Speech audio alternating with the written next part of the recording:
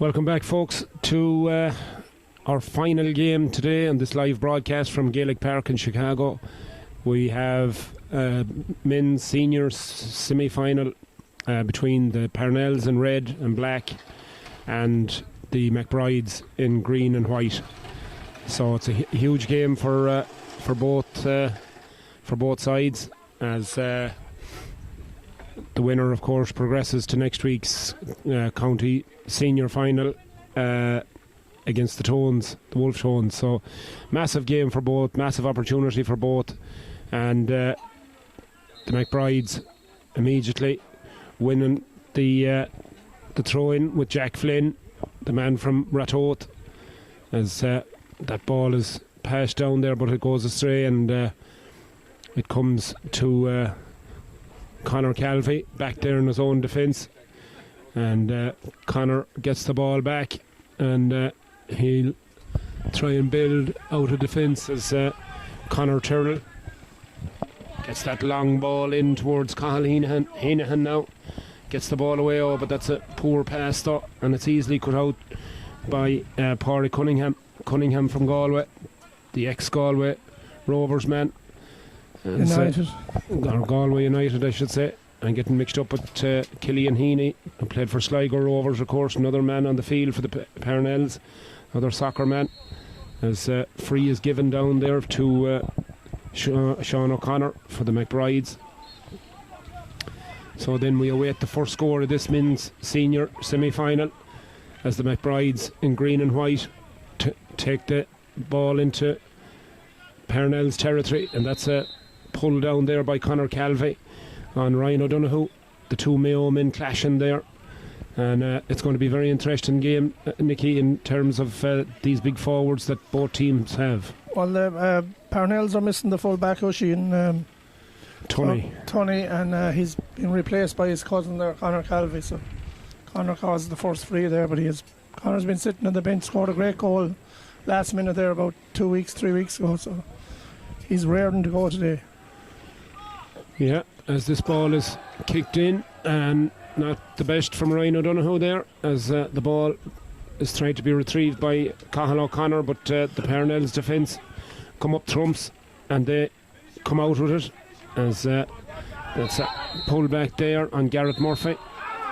I just met Garrett's family there a few minutes ago. They're all out from Armagh, all celebrating after last Sunday's great win. Yeah. Say that with a heavy heart, Nicky. Yeah, but fair play to Armagh, and certainly great to see so many ex-Chicago footballers on the field last Sunday, mostly from Armagh, and the best of luck to them as they win their first All-Ireland title in 22 years, as that ball is quickly transferred from defence into attack by the McBrides, and Ryan O'Donoghue now gets onto it and a chance for his first score here, and that one again, we call that wide. The Shane Walter. Yeah, that was an uncharacteristic miss there from the man from Conor Belmullet. Mackin hasn't answered us back yet, and our congratulations. So Conor, if you're out there listening, yeah, give us a shout. Don't be so vain and send us back a message. Yeah, Conor Mackin done really well last week for Armagh in that half-back line, and had a very, very good game. So met his father Mickey and his two sisters. They're all great characters. They were telling me they're the real footballers of the family, right? Yeah, two sisters there playing AFL football, so the very best to look on a speedy recovery. Both of them injured, hopefully we'll have them back soon. Absolutely. So yeah, they were saying their house was like an ER room there for a while, between the Cian Mackin, I think he done his ACL, and his sister, same thing. So speedy recovery to them both, and wish them all the very best. As here comes the Parnells now. Oh, it's in the back of the net. Oh, that was a deflected. That was a big deflection from Conor Tyrrell's shot, and it deflected off, I'm not sure, was it Michael Malloy, somebody back there in the defence, and it deflected. It was going well wide, and it deflected back into Paul Higgins' net. It was a missed kick there, and it just absolutely great catch there by Tom Flynn. Big man Tom Flynn. Tom Flynn, all the way from Athenry. Lovely fella Tom, and a very good footballer, and a really important cog in this Parnell's attack, as he provides all the experience and all the know-how for them, hopefully, from their point of view, to go on and win this game. It's going to be a tough tussle though, as they're facing a very good McBride's team, as that ball is turned over very well by Cathal O'Connor there. Gets the ball out fast to Paul Cunningham.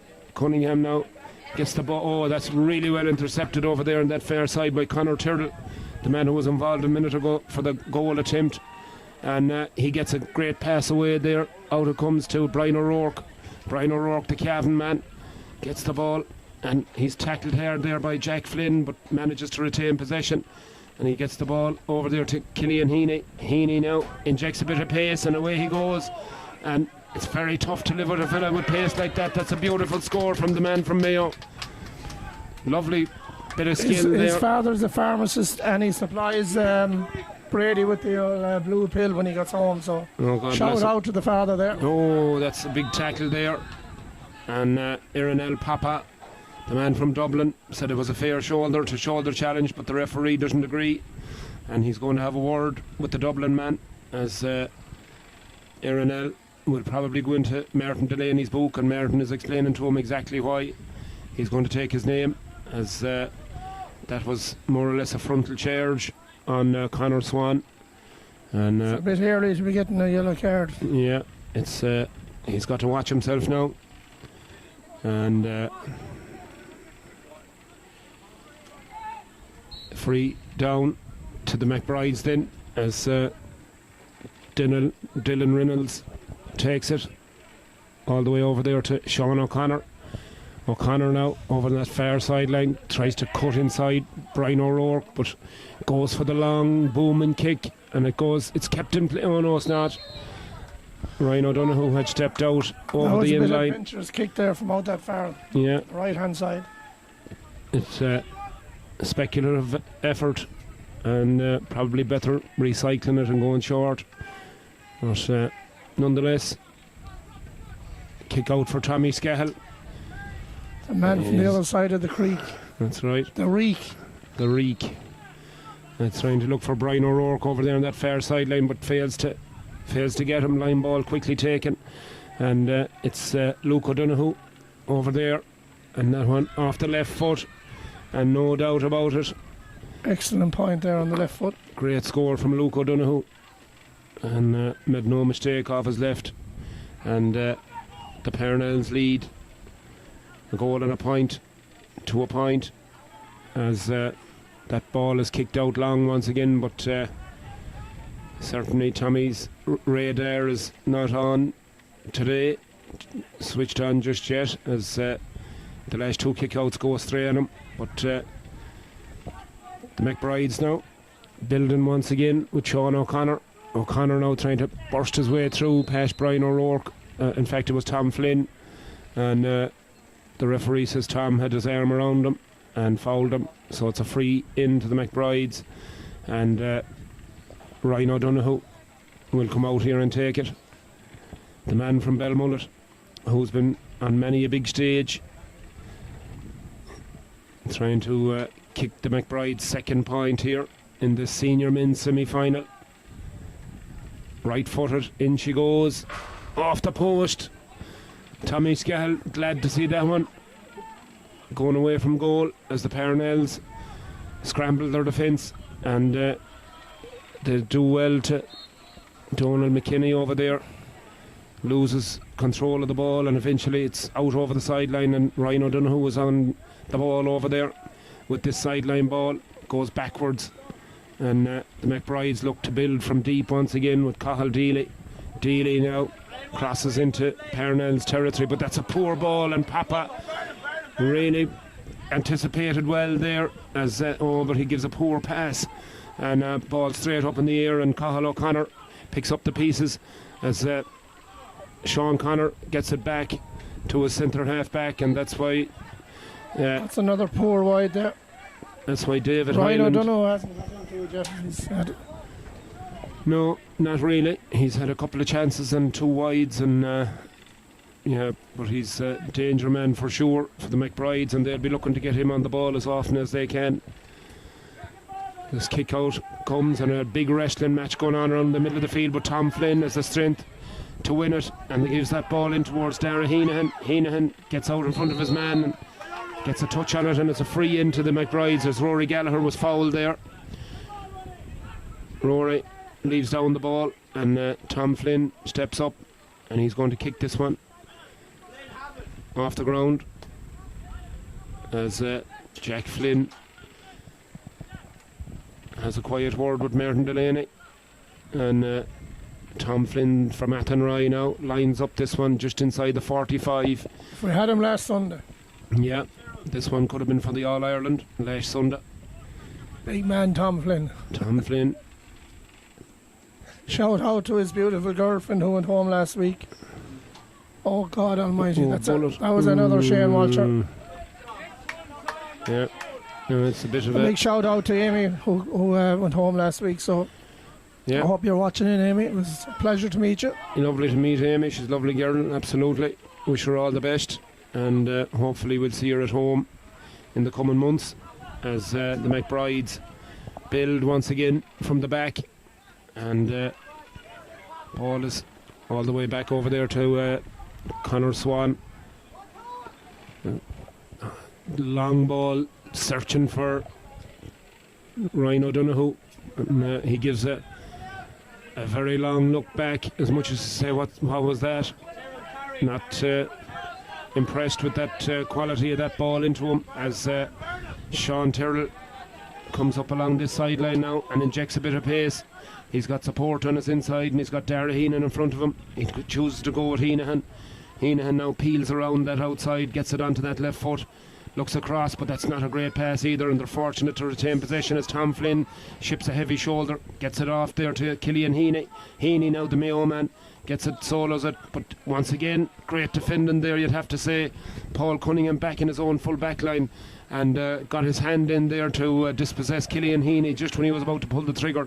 Gets the ball out to Jack Flynn to Luke O'Donoghue. O'Donoghue left footed to the other O'Donoghue, Ryan O'Donoghue, all the way over there on that far sideline. Gets the ball into hand right on the far sideline, being faced up with two defenders. Gets it Cathal O'Connor. Cathal O'Connor takes the ball into contact, and well defended there by the Parnell's defence, Tommy Conlon, but the referee said that he held on to the man, and the wards a free into the McBrides, and a chance, Nicky, there after a sustained passage of play for their second point. I think Killian Heaney there should have tried to get rid of the ball. I think he overplayed it and then lost it, and he came back up the field, so now it looks like a score, but you never know with this fella. Oh, he got that one. Ryan O'Donoghue. He's back on the scoring trail again. Ryan O'Donoghue. I scored there, so it's a goal and a point to the Parnells, 4 points to 2 points for the McBrides. 2 points the difference as Tommy Scahill, the man from Mayo, going to college down in Oklahoma. Tennessee, actually, I'm sorry. Thank you, Aaron and Mary, correcting me. I just think everyone is in Oklahoma. What's that? Wasn't that an old movie? What was that? What was that old? Yeah, there was a bit of a musical, I think. I think that's what's going on in my head. You'd be kind of into music yourself, Quinn, would you? I think so, yeah. I think there's nothing but music going on in my head. As the McBrides... and bad thoughts. And the McBrides then, with David Hyland, come forward once again. Uses Jack Flynn in off that sideline. Looks across, sees Denell Reynolds back to Paul Cunningham. Cunningham now. Sean O'Connor, in fact. O'Connor finds a way through. And...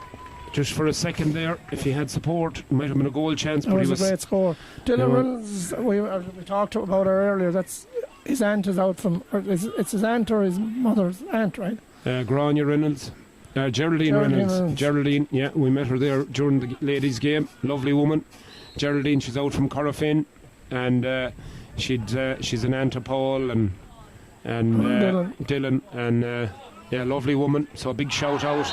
That's a free in there, pushing the back. Yeah, it could have been advantage too, because Heenahan was away there, and referee decided to blow the whistle instead. I heard he was wearing an Armagh jersey in Lanigan's on Sunday night. He was, yeah. Ross Coleman wearing an Armagh jersey. I don't know what that was. He might get the yellow card tonight if I see him. But yeah, Dean Robertson there, the cornerback, was in all sorts of bother. But a free in nonetheless, and Irenel Papa, the man from Dublin, is going to kick this one. And a great opportunity for him to latch on the 5th point. And that's a lovely kick. Beautiful score.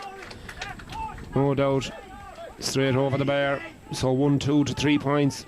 2 points once again to the Parnells as Paul Higgins kicks her out. And that's a lovely breaking ball as Garrett Murphy gathers possession there out around the middle of the field. Gives it to Conor Calvey. Calvey from Westport tries to dodge around Jack Flynn. Goes back to Tom Flynn. No relation. Gives it to Sean Tyrrell. Tyrrell now a burst of pace about him. The man from Dublin goes backwards. Down to Calvey once again. Calvey looks up. Looks for someone running. There's nobody. He has to come back this side once again to Sean Tyrrell. Tyrrell now looks inside and sees Heenahan making a burst. Heenahan gives it back to Tyrrell. Tyrrell left footed but blocked down easily. And Michael Malloy is back there in his own defence. Good defending by the McBrides as Malloy comes away with the ball. Faced by Killian Heaney. Gets the ball away though, and it comes to Sean O'Connor. Sean O'Connor now, long striding player, gets across the halfway line, goes for goal and kicks it in and over the bar. No mistake. That's a good score. Excellent score there.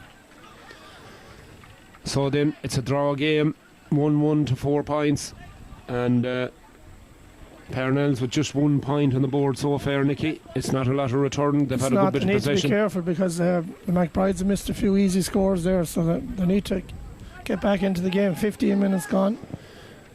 Thanks to Aaron there, our timekeeper. Yeah, doing a wonderful job for us. As Tom Flynn, once again, great physical presence there in the middle of the field by the Athenry man. Gets possession of the ball despite 2 men hanging out of him. Gets it off to Dara Heenahan. Heenahan now faces up and dodges around, loses that pace, gets in onto his right foot and makes no mistake straight over the bar. That was a great score, Nicky. Excellent score, and you haven't mentioned where he's from yet, did you? No. Where's he from again? Ballinlaw, Michael Glavy's club in Tulse. Michael Glavy's club in Roscommon.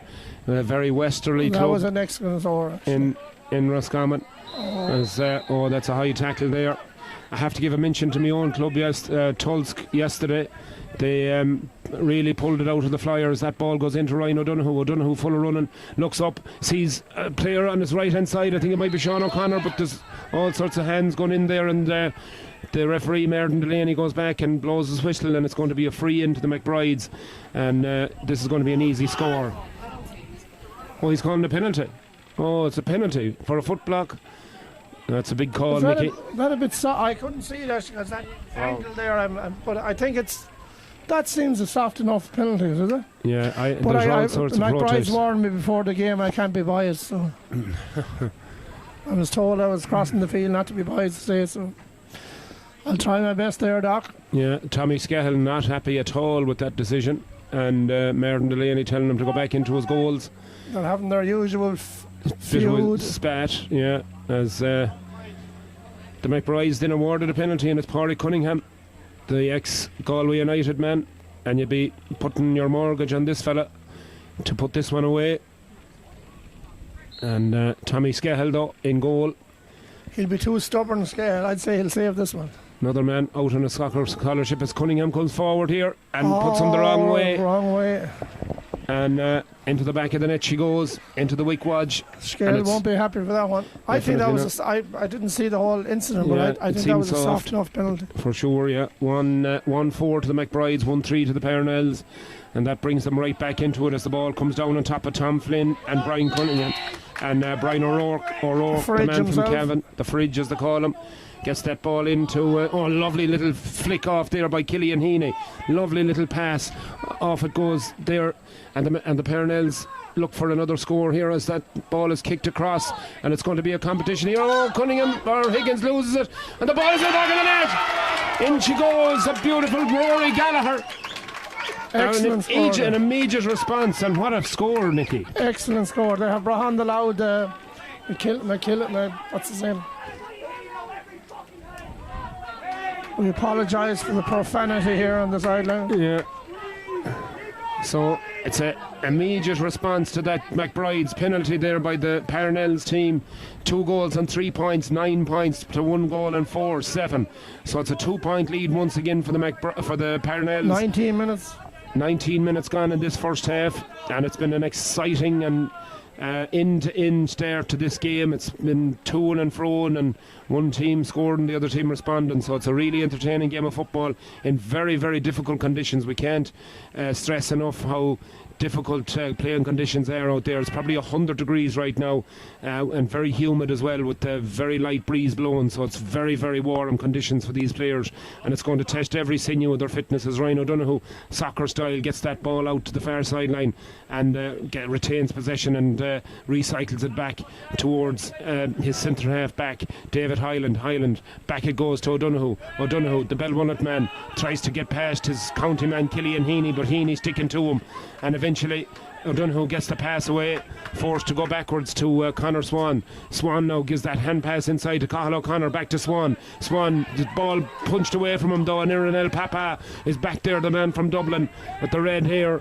gets the ball away out to Rory Gallagher. Gallagher now turns around, looks for support, turns away again, comes to this side of the field, gives it back again to Killian Heaney. Heaney's fine footballer, this fella, gives a long pass in towards Dara Heenahan, but Heenahan miscontrols it, and it was well won back there by Dean Robertson, and the McBrides once again build from the back as Sean O'Connor, not for the first time, strides across the middle of the field and tries to outrun the cornerback or the fullback Garrett Murphy, but he gets it onto that left foot and it drifts outside that right hand upright, and another wide for the McBrides. The McBrides could rue some of these chances, Nicky.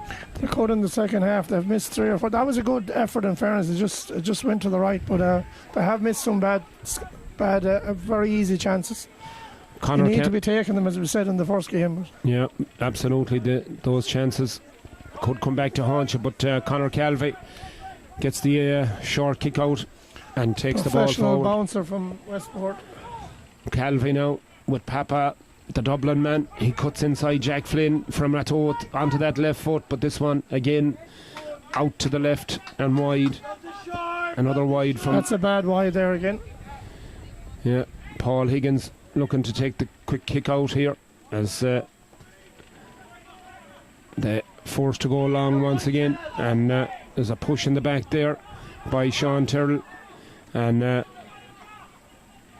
Pádraig Cunningham is the man that ends up on the ground as Sean O'Connor receives the free kick and once again drives across into Parnell's territory, telling Ryan O'Donoghue to come towards him, but Tom Flynn slips there at the wrong time, and that ball is kicked in and it goes out to the left and wide.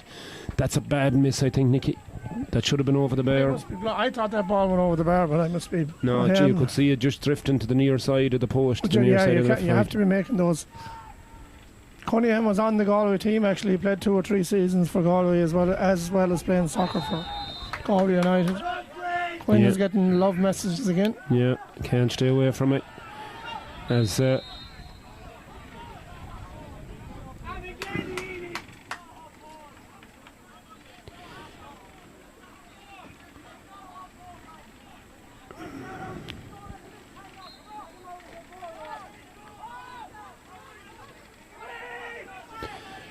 so the Parnells then on the attack once again. Dara Heenahan, the Glavies man, looks to cut inside Dean Robertson, and it says to be picked off the ground, and it's not met with a great amount of enthusiasm, and unfortunately it's against the man from Glavies, and it allows the McBrides to build another attack there. Sean O'Connor gets the ball away to Ryan O'Donoghue, but 2 men around him, but he manages to get away from both of them, and he gets the ball. That was picked off the ground, and for that sure. one goes straight across to Cathal Deely. Oh, great save by Tommy Scahill. And the McBrides there with a great chance of a goal, and eventually Martin Delaney said there was a foul on the corner forward there, and it's a free in, but geez, that was a great save. A great save, but I think Donoghue picked that ball off the ground. I'm not being biased. There's 23 minutes gone.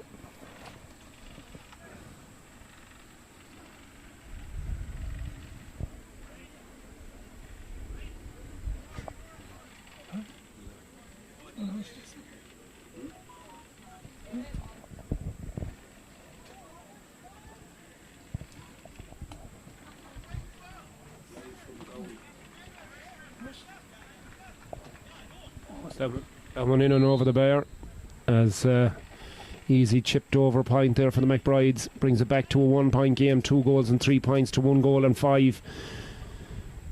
As I want to give a shout out there to Conor Madden, who played here with the Tones a few years ago. Met him Sunday night there in Dublin. He was in fine old form. He's laid up with an arm injury, shoulder injury, so shout out there to Conor. shout out to all the people there. I'm have to get the text message from Gauna there. Everyone that's watching it in Gauna. And I hope you're having a good old evening. An exciting evening. Plenty of lads here in the field from around that neck of the woods, so big shout out to you all back there in Gauna. Hope you're enjoying the game and the bit of entertainment that the two Johnnies are providing here. 2 flutes. And as the Parnells now try and build from the back once again, and long ball once again coming up this side of the field to Dara Heenahan.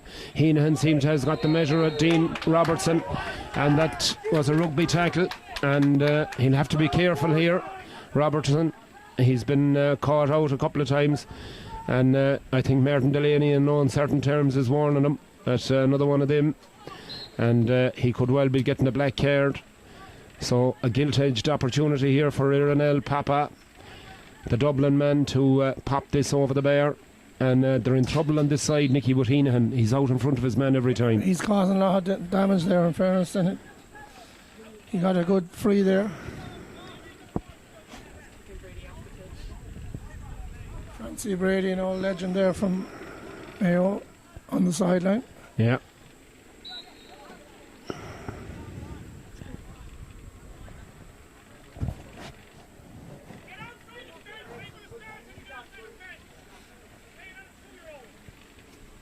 Martin Delaney telling them, Parnell's lads, what he thinks of them. I think Brady got sent off there, did he? I think Brady has gone off the field.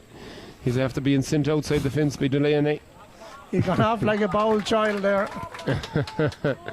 Yeah, he's gone up the fence there and he's roaring in and across at Delaney and his yellow JCB. As Brady not happy as Paul Higgins kicks it out for the McBrides. That's well caught there in the middle of the field by Sean O'Connor. That Paul went astray though, and luckily enough Michael Malloy was alive to it, as Dara Heenahan could easily have picked that ball. And Jack Flynn now gets the ball in the middle of the field, soloing across the middle there, does well to hold on to possession as he's challenged by the Parnell's man, and a bit of afters going on there, and the Parnells win this ball back, and they're really beginning to apply the pressure now. 2 goals and 4 points to 1 goal and 5, 10 points to 8 in this very exciting senior men's semi-final, all the way from Gaelic Park in Chicago. Wherever you're watching in the world, we wish you all the very, very best, as Dara Heenahan, the man from Michael Glavies in Roscommon, gets this ball out in this near side of the field, gives it back to the man from Dublin, Ironel Papa. Papa now slows it all down, looks and finds Tom Flynn. Flynn gives the ball inside to Rory Gallagher. Gallagher now with 10 on his back strikes that one beautifully. That's a great score from the man from Chicago here, homegrown player Rory Gallagher. Beautiful score. And that stretches out the lead to 3 points, 2 goals and 5 to 1 goal and 5. Paul Higgins now with the free kick, or with the kick out. 27 minutes gone as Dara Dempsey is on the field for the McBrides. We'll tell you in a minute who was made way as McBrides make the first change of the day, and Dempsey is on with number 14 on his back, and he takes the ball out of defence and looks across the field there, and he sees Sean Connor now looking to go along. Diagonal ball, great pass across to Ryan O'Donoghue. Surprised he didn't take the mark there, but gets it back onto that right foot, and that's in, and that's a lovely score from the man from Belmullet. Excellent score there by, he's getting the shooting. The white boots are beginning to work now, so yeah, excellent score there by Ryan O'Donoghue. The shooting boots are on for sure. Donald McKinley from Louth is number 22. We didn't have it there on the list. Donald McKinley, the Louth man, is right. He's done well since he came on as Brian O'Rourke, the big man from Cavan. He's given a free against the Parnell's man. And Martin Delaney trying to explain his decision. Some of Delaney's decisions I don't think he can explain. No, I think he doesn't know himself half the time. But nonetheless, the McBrides get the free, and Dara Dempsey gets us back underway. And Sean Connor with that ball gives it off to Jack Flynn, the Retoth man, who gives it back to Dempsey now. Dempsey gets it onto that left foot and he kicks it in and straight over the bar. That's a good score from the man. They're just have to bring it on there. Made an immediate impact. So they'll have to get Fitzy up here at half time, the manager of the Éireann Rovers, to see what, congratulate him on getting to the final of the ladies. Yeah, and the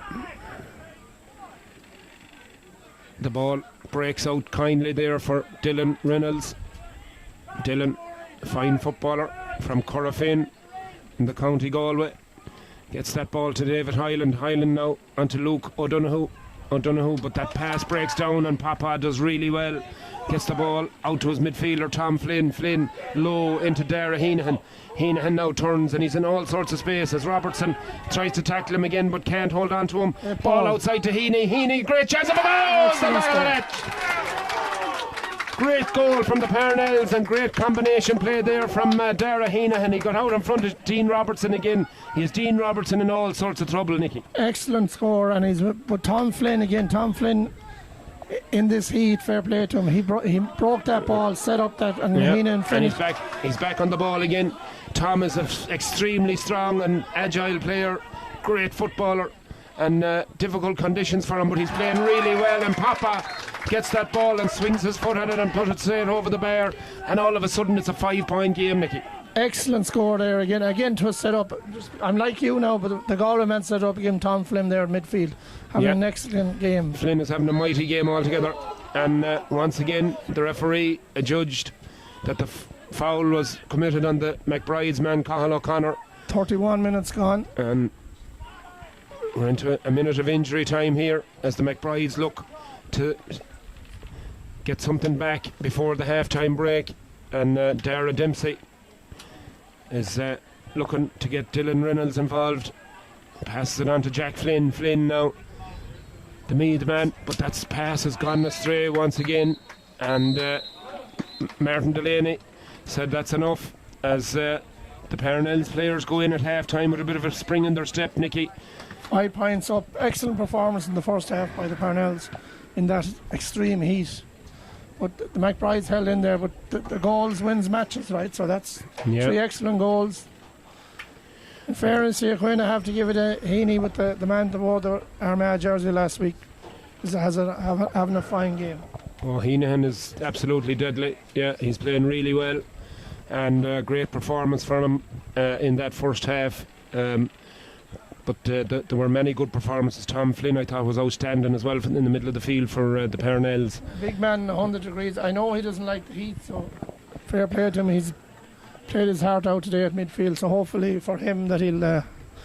we're not being biased there, by the way. So hopefully for him that he'll continue in the second half in that scorching heat. Absolutely. Quinn, me and you will be in an ambulance outside now if we're out in that fucking... Oh, stop. We'd have IVs hanging out to us. The Lord save us. It's absolutely sweltering here in Chicago today, and I said earlier on in the day that they'd have no problem frying the egg on the shovel, Nicky. That's if they like Sally O'Brien, the pint of Harp, if they had an egg. If they had an egg, yeah. Or the shovel. We have neither. Thanks be to God, we have no shovels. So Mary needs an IV here, I think, because she's struggling. Yeah. We're all hanging today. But you had a good day yesterday, so that's... Yeah. Kerry Ann's birthday is right, so a big happy birthday to Kerry Ann. And Brady... That might not be good. Brady is not happy. So then we'll take a break, folks, just for a couple of minutes, and we'll be right back with a bit of chat at half-time and a few shout-outs as well to anyone that's listening in. So the 5 people that's listening to them. We'll be back in touch in a couple of minutes.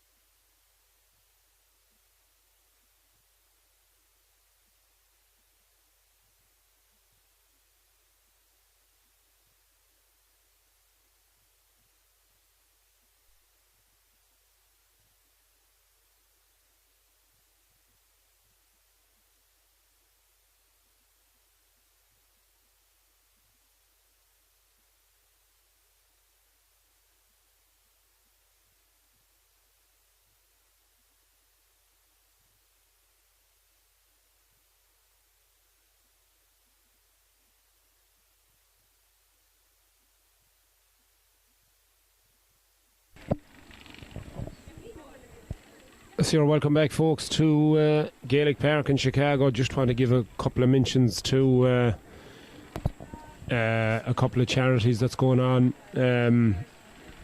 at the moment here.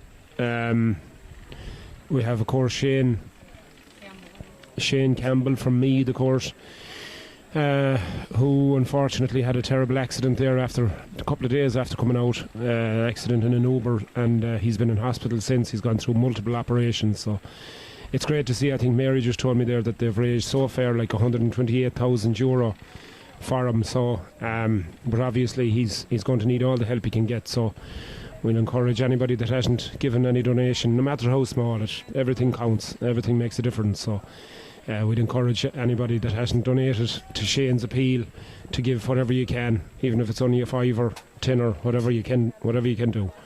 That's Shane Campbell. We wish him all the best, and I know his mom is out at the moment as well, so she's been out here for the past month or 5 weeks. So we wish them all the very, very best, and hopefully it'll have a positive conclusion. So shout out to him, and also to Seamus Moriarty, Kerry man, who's been out here for years and years, and he's after going through a double liver transplant. So we wish Seamus all the very, very best in the coming weeks and months as he recovers and recuperates from that. And he's also had a FundMe page set up. So yeah, he's been a great character around through the years here in Chicago. So again, anybody that hasn't contributed, maybe you could think about giving a couple of dollars, because it's at times like these, when people find it tough, this is when we should all help out as best we can.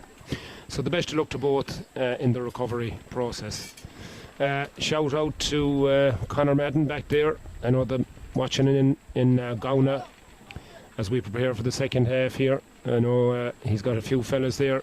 Gauna won the Junior B final today, and Benny Madden was the captain, so well done Benny, and well done to the Gauna junior team. Bean O'Reilly and Razor Keogh is there. Derek McGahern was the gaffer, so well done to Derek, and all your good decision making on the sideline. And I believe all the big celebrations are going on in Whites in Lough Gauna. So all big welcome and a big hello to everybody in Whites in Gauna and to all the Maddens, and hopefully you'll have a great old evening and knock some bit of entertainment out of this. And yeah, he just texted me back there, Conor, he broke his arm last week. Nicky, what did you do to him? I don't know, I fell against him, I think. Jesus. Conor, we wish you a speedy recovery there. Yeah, he says hopefully you had no ticker issues when you were back there this time, but I don't think you had. I think the ticker was only okay. Listened to Conor at 6 o'clock in the morning. Was yeah. The whole heart was racing a little bit. Other than that, I was doing good. Nicky has a dicky ticker. But anyways, thanks be to God, she's back in good shape again now, as there's an injury there to Brian O'Rourke, the man from Cavan, as Martin Delaney says, hold on lads, he's got some tension coming on from there, and Catherine Gillen, the physio for the Parnells, is out to give Brian a helping hand there. The fridge as they call him. The fridge, yeah. The fridge and the freezer and the air fryer. He's a big unit. Thanks for them tickets there. You promised me there. His father is vice chairman of the Cavan County Board, but as a Cavan man, sure, of course. Yeah, don't tell me they didn't come through for you, Nicky. I'd say they got the postman. Postman Pat must have delivered them. Must have.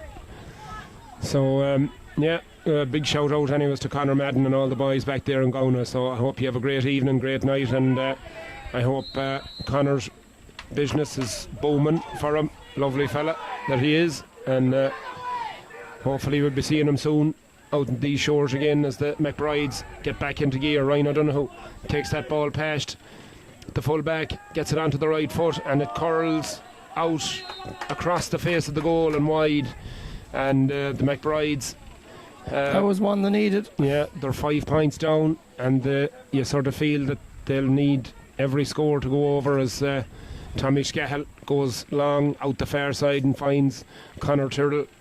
Tyrrell now gets the ball across as far as Conor Calvey. Calvey now crossing the halfway line, looks around him and sees Rory Keane. Keane back as far as Calvey. Calvey looks up, goes for the score, and that's a beautiful kick by Calvey.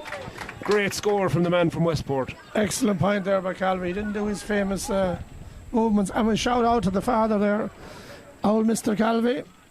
I know you're at home watching. I don't have your first name, but anyway. Yeah, big shout I out. know you're very proud of your son there. Yeah, Connor is a great fella, and I remember last year I was late for a flight, and fair play to himself and Skehill put me into the car and drove at high speed in a low gear up as far as O'Hare Airport and got me on the flight. So fair play to them as Jack Flynn comes forward now for the McBrides. They need scores and they need them quickly. They're 6 points down. Luke O'Donoghue across to Cahill O'Connor, and Cahill a lovely stroke off that right foot and straight over the bar. That was a well delivered point there by McBrides. They're hanging in there, only 5 points in it. Yeah, absolutely. I've said it before. Cahill O'Connor, really lovely footballer, this lad, and a very, very nice fella. Couldn't believe that he didn't make it onto that junior panel for the trip home to Ireland, but certainly next year I'll be encouraging him to keep the faith and keep the head up, as the Parnells once again with Tom Flynn at the engine room of that Parnells midfield, directing traffic, gets it to Killian Heaney, to Rory Gallagher. Gallagher now to Calvey. Calvey playing that sweeper role, very intelligent little pop pass, a low pass to Killian Heaney. Heaney gets the ball across to Tyrrell. Tyrrell now decides to go for goal. Oh, it's across the face of the goal, Nicky. I think he should have struck. He went to go. He should have maybe gone a few seconds earlier. Maybe he didn't give himself the space. He went a little bit too far with the ball there. Yeah, as that kick out from Paul Higgins goes astray, and it's picked up there by Garrett Murphy, the full back. And Killian Heaney has a pop, but that one... That was Calvey, I think, was it? That was a Calvey. That was not his best effort, as that was closer to Crow Patrick than it was to the goals down at the patio end, as Paul Higgins takes the kick out quickly to Michael Malloy. Malloy now gets the ball away here to... that was almost intercepted again. That was dodgy play there in the full back line, as the McBrides... Playing with fire here is Dara Dempsey. Has to go all the way back to his own 21 to get possession.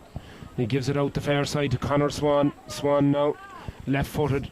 Nice ball up towards Luke Dempsey, but the bounce will catch them out, and back again is Calvey sweeping in his own full back line. Obviously has a defensive role, but he's doing it, and he's doing it well, as Brian O'Rourke gets that ball away now, as the Parnells come again with Garrett Murphy. Murphy, the full back, had to slot in there instead of Oisin Tunney, as here comes Rory Gallagher with a lovely show and go.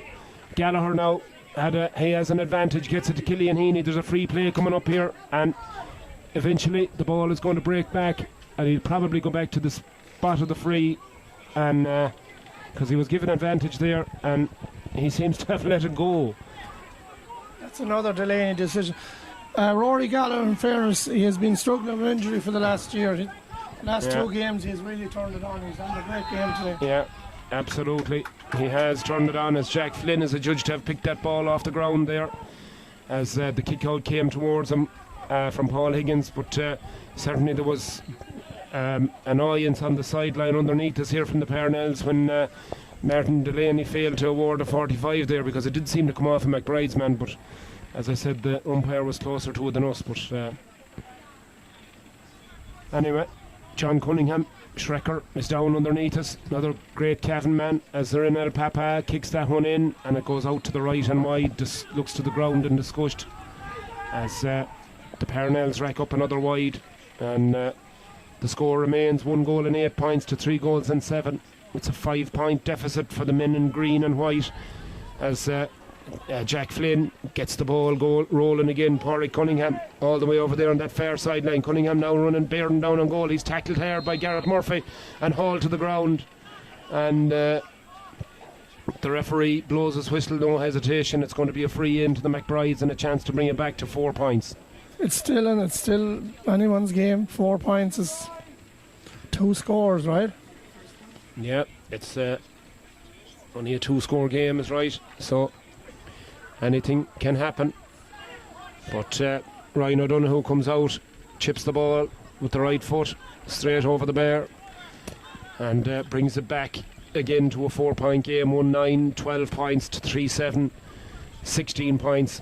So Greg Lennon is warming up there. I think another loud man running up and down the sideline there. Yeah, ready to come on. Quick kick out taken by Tommy Scahill to Conor Tyrrell. Tyrrell, the man from Dublin, faced by Paul Cunningham, the man from Galway. And Aaron L. Papa here near the sideline gets the ball away. And Brian O'Rourke has it, gives it back to his cornerback, Donald McKinney. McKinney back to O'Rourke. O'Rourke back to the fly goalie, Tommy Scahill. From the other side of the mountain, the other side of the Reek, Beonton Mayo. This is the farthest he's come up all year, I'd say, is it? Yeah, I didn't see him roaming across the 45 too often this year.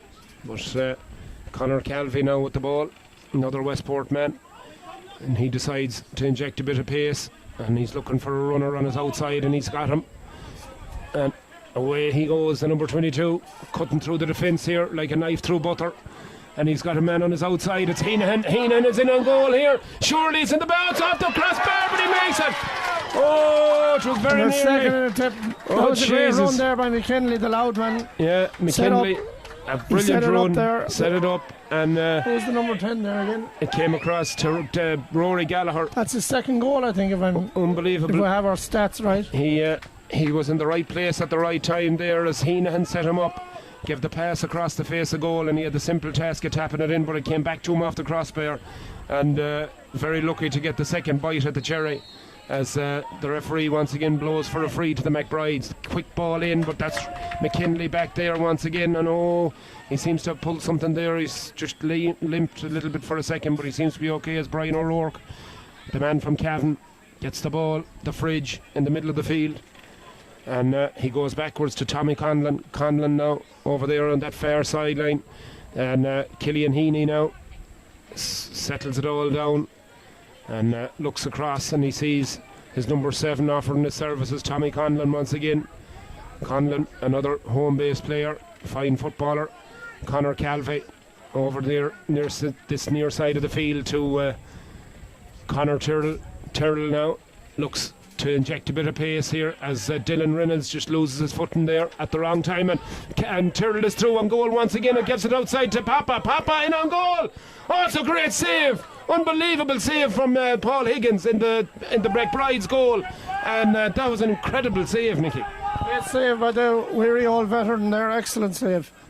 Yeah, it's a 7-point lead. That would have put it out to 10 points, and that surely would have put it beyond the McBrides. But they come once again. Paul Cunningham racing through the defence here, and it's Dara Dempsey involved. Dempsey now gets a hand pass away towards Ryan O'Donoghue, but O'Donoghue didn't even put his hand up for that one because it wasn't close to him, and harmlessly goes out. That was a bad pass, and not what you'd want at that stage as couple of players down on the ground, and it's no wonder because the heat is like an oven here. Absolutely. I think I shed about 10 pounds in the last 2 hours. This sweat box up here. Absolutely boiling here. As the fridge is coming off. Brian O'Rourke is being subbed out there after a big contribution in the middle of the field there by the man from Cavan, and getting all sorts of handshakes and high fives from his teammates down here underneath me. Great performance from Brian, and takes a well-earned rest. 7 points in it, John, isn't it? 7 points, 12 points to 19. Let's get binoculars, I think. Read that board. Yeah, the McBrides in need of scores as we have 10 minutes gone, 11 minutes. 11 minutes gone in this second half. 19 minutes remaining for the McBrides to rescue their championship season against Parnell's team that's really free flowing and really coming into this game. And again, that's another rugby tackle on Craig Lennon over there, the substitute, just brought in, and the referee is going to have a word. That could be a yellow card there for that. Yeah, I'd say it is. It's going to be a card for sure. I think it's Cahill Deely that's going into the book, or is it number 4? No, it's number 4. Conor Swan going into the book of Martin Delaney, and a yellow card. That's the second yellow of this game. One for each team as the Parnells get it going once again. And Lennon now takes the ball deep into McBride's territory, and that one is in. Great score from the man from Louth. Beautiful kick off his right, and absolutely no mistake. Curled it in beautifully and over the bar. A great substitute to have to be able to bring on, isn't it? Great impact sub is right, as this ball is kicked out long, and the McBride's midfield managed to win it, but that ball is given away unfortunately, and Tom Flynn breaks away from the middle of the field and looks up and sees Dara Heenahan available. Heenahan gives the ball back to Calvey. Calvey will have a pop here off his right. No, decides against it, goes back to Papa. Papa gives it across now to the number 15, Conor Calvey. Calvey on his outside is Lennon once again onto the left foot this time, and this time the umpire looks. Lennon, that was a pretty bad one. You should have definitely sealed the deal there. Just floated over the bar instead of. We'll call that one a Walter one. Yeah, that was a poor miss, as we have subs galore coming in, as Lee Rice, the man from Dublin, is on. Man from Armagh, actually. Armagh, sorry. Lee Rice is on the field, as Paul Higgins once again gets ready to kick the ball out right down on top of Sean O'Connor. O'Connor is surrounded there by two Parnells fellas, as the ball is long.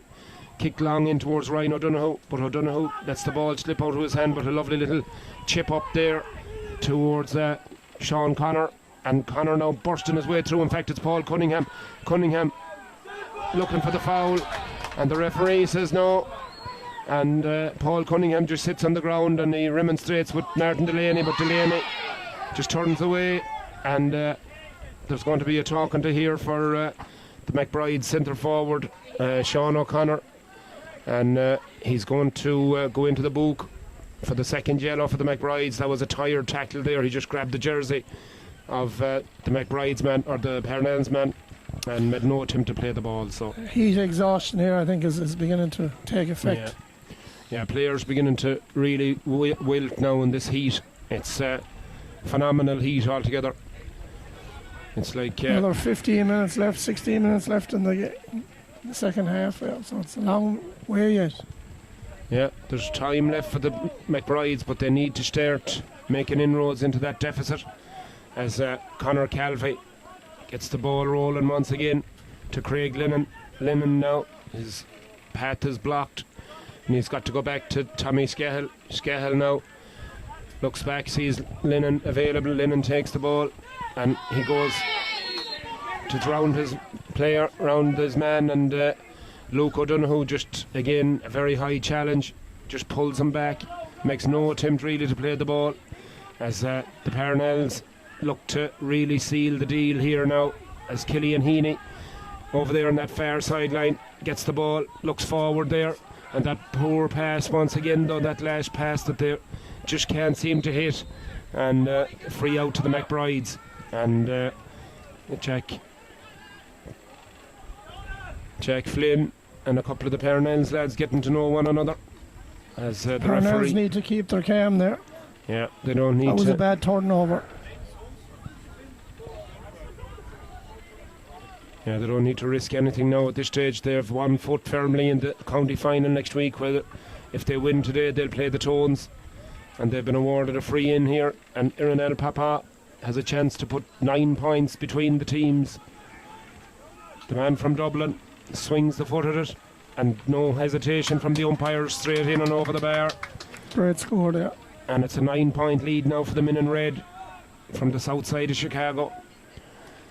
Noel Talty out in the middle of the field there, shouting encouragement to his charges as that ball is kicked out and finds Michael Malloy on his own over there on that far sideline.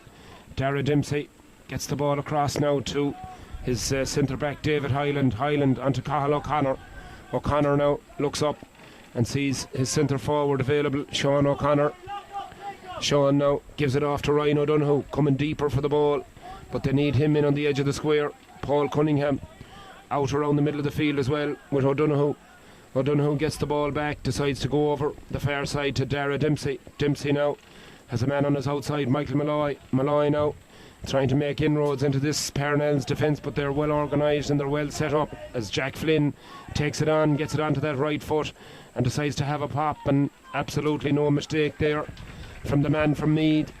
Great score there from the Tailteann Cup winner from last year. That one goes sailing over the head of Tommy Scahill and over the bar. 110 to 4-9, 13 points to 21. It's 8 points of a lead as Conor Tyrrell sprints down this side of the field, and Rory Gallagher snaps the ball out of his path and takes possession of it as the Parnells go for another score here.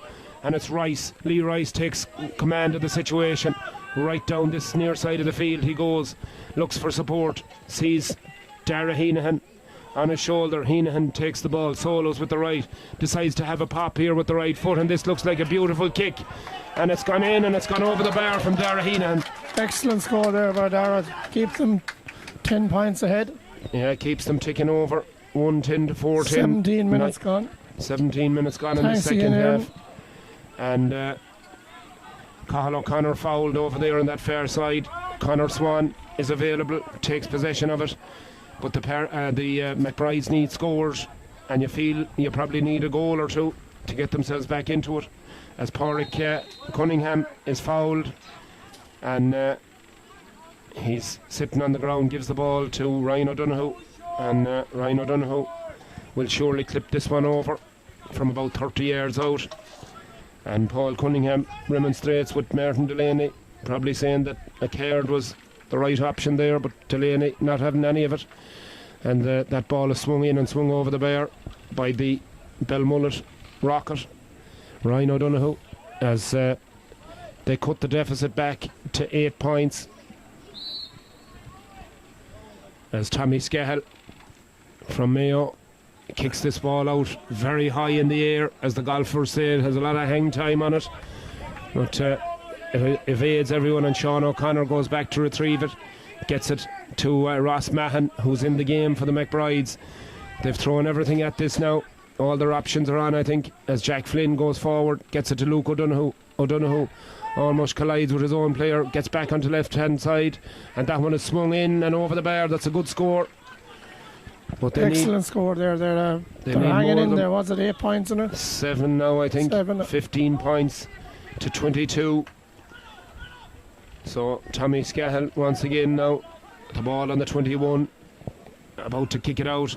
And Rory Gallagher, absolutely nobody near him, as Conor Swan goes back there and does really well. Swan, as he was fully exposed there, but the cornerback done really well and gets the ball to Jack Flynn. Flynn goes long, but that's poorly executed pass, and it goes straight over the head of Luke O'Donoghue, and they're spurring that chance once again to get a score back, as the Parnells with Lee Rice builds from the back, and again it's another deliberate pull back there. The McBrides are going to be very lucky not to get a black card here if they keep this up, but Martin Delaney happy to let the play go on, as Killian Heaney now gets that ball on his own halfway line, on his own 45, crosses the halfway line, gives it to Ironel Papa. Papa decides to go on at his own, but loses control of it at the crucial time, and David Hyland picks it up, gives it across to Sean O'Connor. Sean O'Connor now crosses midfield over this side of the field, about to cross the Parnells 45, faced up by Tom Flynn, and he's got his support from Jack Flynn. Flynn now solos into space, draws the full back towards him. Oh, he's got a runner here. Dara's through, and Dara needed a goal there, you felt, but Dara Dempsey ghosted in behind the defence and could have been a goal, Nicky. It could, but there's still only 6 points in it, so that was still right there. There's 10 minutes left in the game, so take your points and the goals come, right? 113, 16 points to 4 goals and 10, which is 22. So 6 points difference as we entered the final 7 or 8 minutes of this game, and both sets of players really beginning to show they're out on their feet. Severe signs of exhaustion here, because it's extremely hot here in Chicago. Tommy Scahill with the kick out. I was going to give a big shout out to my own club, we're talking about the boys from Gowna winning the Junior B, and well done to them.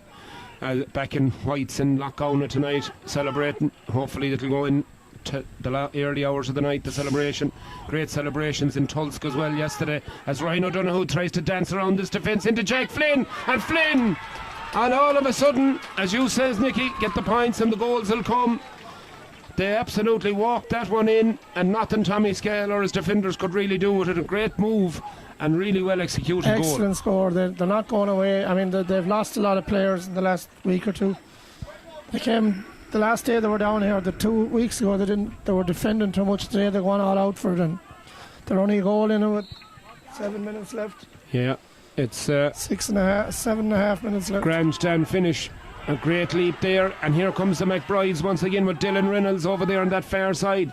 Gives it off to Sean O'Connor, and Sean O'Connor is dragged to the ground there by Lee Rice, and both players are on the ground with feeling their bodies in different spots. Rice is up, O'Connor is still on the ground, and it's going to be a free in a very kickable position for Ryan O'Donoghue, and he decides to go short, and this is a chance for Paul Cunningham, but Cunningham's shot was blocked nonetheless. But the referee wasn't happy because the player was not up off his feet or on his feet, and the free will have to be taken again.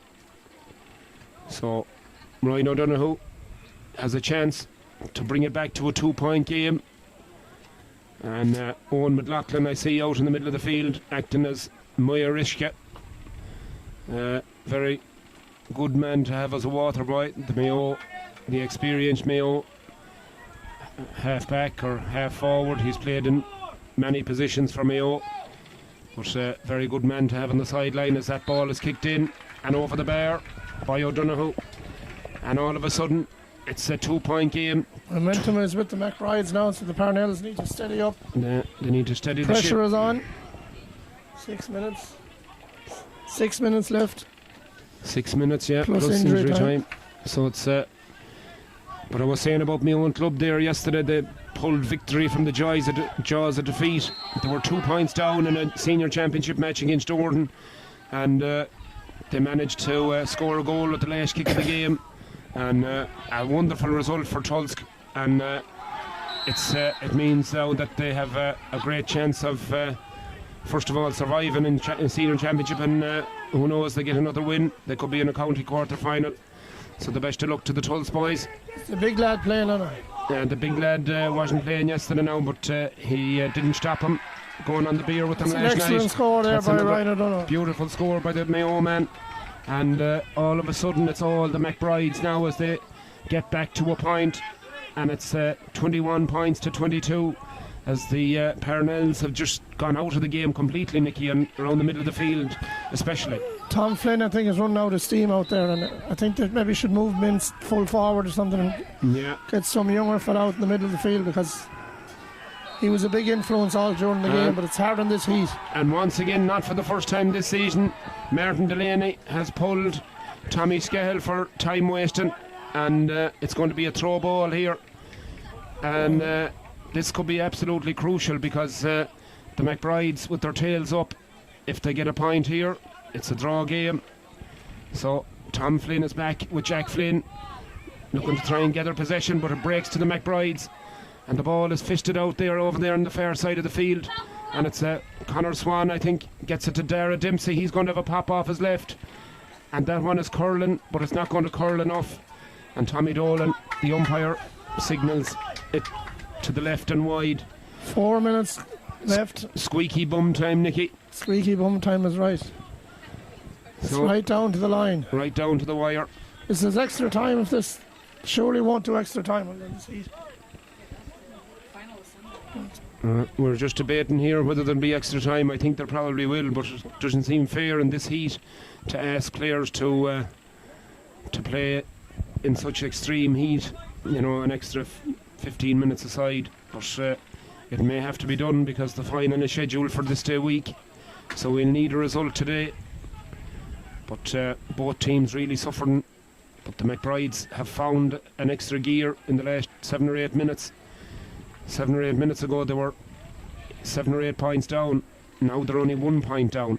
It's incredible turnaround here as the Parnells and the McBrides had a player apiece on the ground. There's a McBrides player down over there on the far side, and they seem to be calling for attention for him, as I'm just not sure who it is at the moment, but he doesn't seem to be in great shape over there. 3 minutes is probably 4 or 5 minutes of injury time, will there? There probably is. There's been a few injuries in this second half here and a good few substitutions, so there probably will be 2 or 3 minutes at least, or 4 maybe.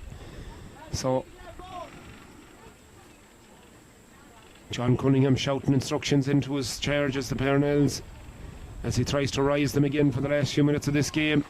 You feel they need to get their hands on the ball and work it down the field and try and get it to a couple of their danger men and get a score on the board to try and settle them. It's a very important kick out here by Scahill. He needs to find his man. He needs to find a man is right, and they need to secure possession, because the McBrides very much have their tails up. Ryan O'Donoghue has drifted out into the middle of the field as this one comes to Sean Tyrrell faced by Cathal O'Connor, but Tyrrell managed to get the ball away to Lee Rice. Rice now faced by Pádraig Cunningham. Rice cuts inside, gives the ball across to Killian Heaney. Heaney now, the speedster from Mayo, lovely little jink and run, comes across to this side of the field. He's got Dara Heenahan now with his back to the sideline, goes across onto that right foot. Now that's a beautiful kick by the man from Davies in Roscommon, and kicks it straight over the bar. Very important score. They're excellent point under extreme pressure there. Yeah, he cut in. 2 minutes left. Cut in from the sideline and gave a great score there. Minute and a half of normal time. 28 and a half minutes gone in this second half as the McBrides now with their backs to the wall. 2 points the difference as they try and build from the back now. And Jack Flynn gets the ball one-handed, kicks it across the halfway line, and Cathal O'Connor now motoring with Jack Flynn on his shoulder, acting as the runner. A lung busting run as Luke O'Donoghue gets tackled but manages to hold on to possession and gets it to Ryan O'Donoghue. Ryan O'Donoghue now, oh, that ball might come yet for Pádraig Connolly, and the referee has blown his whistle and it's going to be a free. And there definitely was a bit of a jersey pull there, and I think, is he signalling a free or a penalty, Nicky? I don't know, I actually didn't see it. It's a free. I think it's free. Yeah, I thought he put his arms out there I for a thought second. it was pretty soft now, but then I don't want to be called biased, but yeah, I definitely seen a jersey pull, but yeah, the ball had sort of gone away from the McBride's man at the time. But anyway, it's going to be an easy score for the man from Belmullet. it's definitely now, as I say, in the melting pot. Yeah, 22 points to 23, and once again, half a minute left in regular time. But we don't know here what, we don't be told how much injury time there's going to be. So we're guessing that there could be 3 or 4 minutes. So, but it's the Delaney factor, so I wouldn't really know. Tommy Scahill goes long down Craig Lennon's throat, but they should not two have lost that McBride ball. men there to catch it, and McBride's coming forward with a bit of purpose here as Luke O'Donoghue gets it, but that one is a Gary Owen straight up in the air, and Tom Flynn coming with the fist and does really well to get that ball away, and Craig Lennon in the right place at the right time. He's got 2 men on his inside, and Conor Swan, there's blatant pull back there, and I think Conor Swan has been booked before, and this might be a yellow or a red card, I'm not sure. I think he might be in the book from earlier. He is, yeah. So I think Conor could be in trouble here. Yeah, that's the second yellow. And the red, here she comes. And Conor, unfortunately for him, gets a red card, and he's been tapped on the back there sportingly by the Parnells fella, but he's just got the marching orders there. But the Parnells are hanging on like a thread. They're hanging on by a thread, is right, as Lee Rice with the ball, his back minute into injury time is faced they just away need to from hold on to the ball here.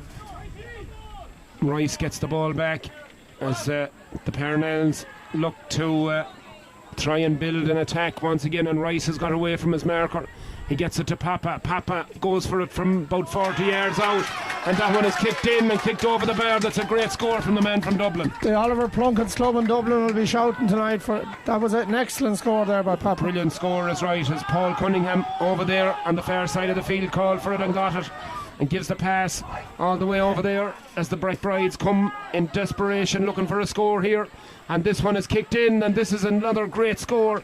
And really, this is in stuff now at this stage, Nicky. Excellent point there under extreme pressure, and there's 2 minutes gone, so I don't know. 1 point the difference, yeah. And it's in the melting pot. This is a very important kick here by Tommy Skehill. Yeah. They cannot lose possession. Fine performance by the McBrides in the second half, in fairness. Great performance, you have to say. They came right back into it after being looked to be out of it, as that ball is caught there in the middle of the field excellently by Dylan Reynolds. Reynolds calls for the mark and he gets it, gives it off there to David Hyland. Hyland gets that bot pass into Luke O'Donoghue. O'Donoghue now looks for support, gets it from Dean Robertson. Robertson, the corner back now pushed forward to Cathal O'Connor. Cathal O'Connor is through here, and the referee blows his whistle, and this could be the equalising score. I don't think he should have fouled him out there. I think he should have tried to tackle him more than he did. So Ryan O'Donoghue will have the opportunity to tie up this game as we enter the second minute of injury time here, and it's at Martin Delaney's discretion as to how much time there'll be added on. Ryan O'Donoghue now from Mayo kicks it in, and absolutely no mistake. 3 minutes into injury time. So Martin Delaney then, it's up to himself what injury time he's going to play. And Tommy Skehill once again facing a very, very important kick as this ball is out long. Erinel Papa goes up for it, tries to, and he will win it. And a great bit of work there by the Dublin man. Great piece of determination there. He got the ball, and the ball is spread out wide quickly out as far as Killian Heaney. Heaney, the man from Mayo, can he be the hero of the hour for the Parnells? He kicks it in, it's gone high, and it's gone over the bar. Excellent score there by from Heaney, the man from Swinford in Mayo. Swung it in and swung it over the bar. Huge score there for the Parnells. El Papa did very well to win that ball in midfield. Yeah, absolutely. But now they need to crowd the midfield to. The McBrides they need to move up on the kick, but they didn't. Have one last chance at this as Dylan Reynolds now in his own cornerback position tries to push the McBrides forward. You can visibly see players absolutely out on their feet in front of us here as David Hyland goes forward there across the Parnells 45. You feel that this is last chance saloon for the McBrides. They'll be looking to get it to O'Donoghue. O'Donoghue onto the right foot, and she goes in and over the bar, and that score ties it up. Score. That's a great score from O'Donoghue under but the again, severest the of Parnells pressure. didn't close them down. I mean, they were leaving them. Yeah, they stood off him. Like, you got to close them down better than that. Yeah, you'd imagine they double team him because you don't want to be giving Ryan O'Donoghue the opportunity as the referee blows the full-time whistle, and players are absolutely out on their feet here in Chicago, in Gaelic Park in Chicago, after a pulsating second half, Nicky, where you'd have put the house on the Parnells really, but they gave up that 8-point lead, and all of a sudden the McBrides found themselves right back in it. They seemed to lose a bit of concentration. They didn't close down. They let the McBrides run at them, and fairness to the McBrides scored some excellent points, but it's crazy that there's extra time in this heat. It's dangerous. Yeah. For me and you, it's dangerous, and Mary and Aaron, the mind to be out there playing in that field. Oh, it's absolutely energy sapping, and it's very, very difficult to to ask these players to go back out. But as we said, unfortunately, we need a result. We need a winner on the night, and to prepare for the county final next week. And it's going to be extra time here in Chicago as the teams leave the field momentarily. Anyone want to bring us a beer? I'll have a pint of Harp if there's anyone out there. Water for Mary and something. Anyone listening, please help. GoFundMe page. They'd set up a page for us, but it wouldn't be fund. It would be something else beginning with F. So we'll take a break, and we'll come back to you in a minute or two with extra time here after a pulsating finish to that game. An incredible finish it was, as a huge crowd here was entertained to a really fantastic second half of football there from both sides, and fair play to the McBrides to haul themselves back into it, but the Parnells will be disgusted with themselves that they didn't close out that game. But look forward to extra time, Nicky. I'm sure it's going to be exciting.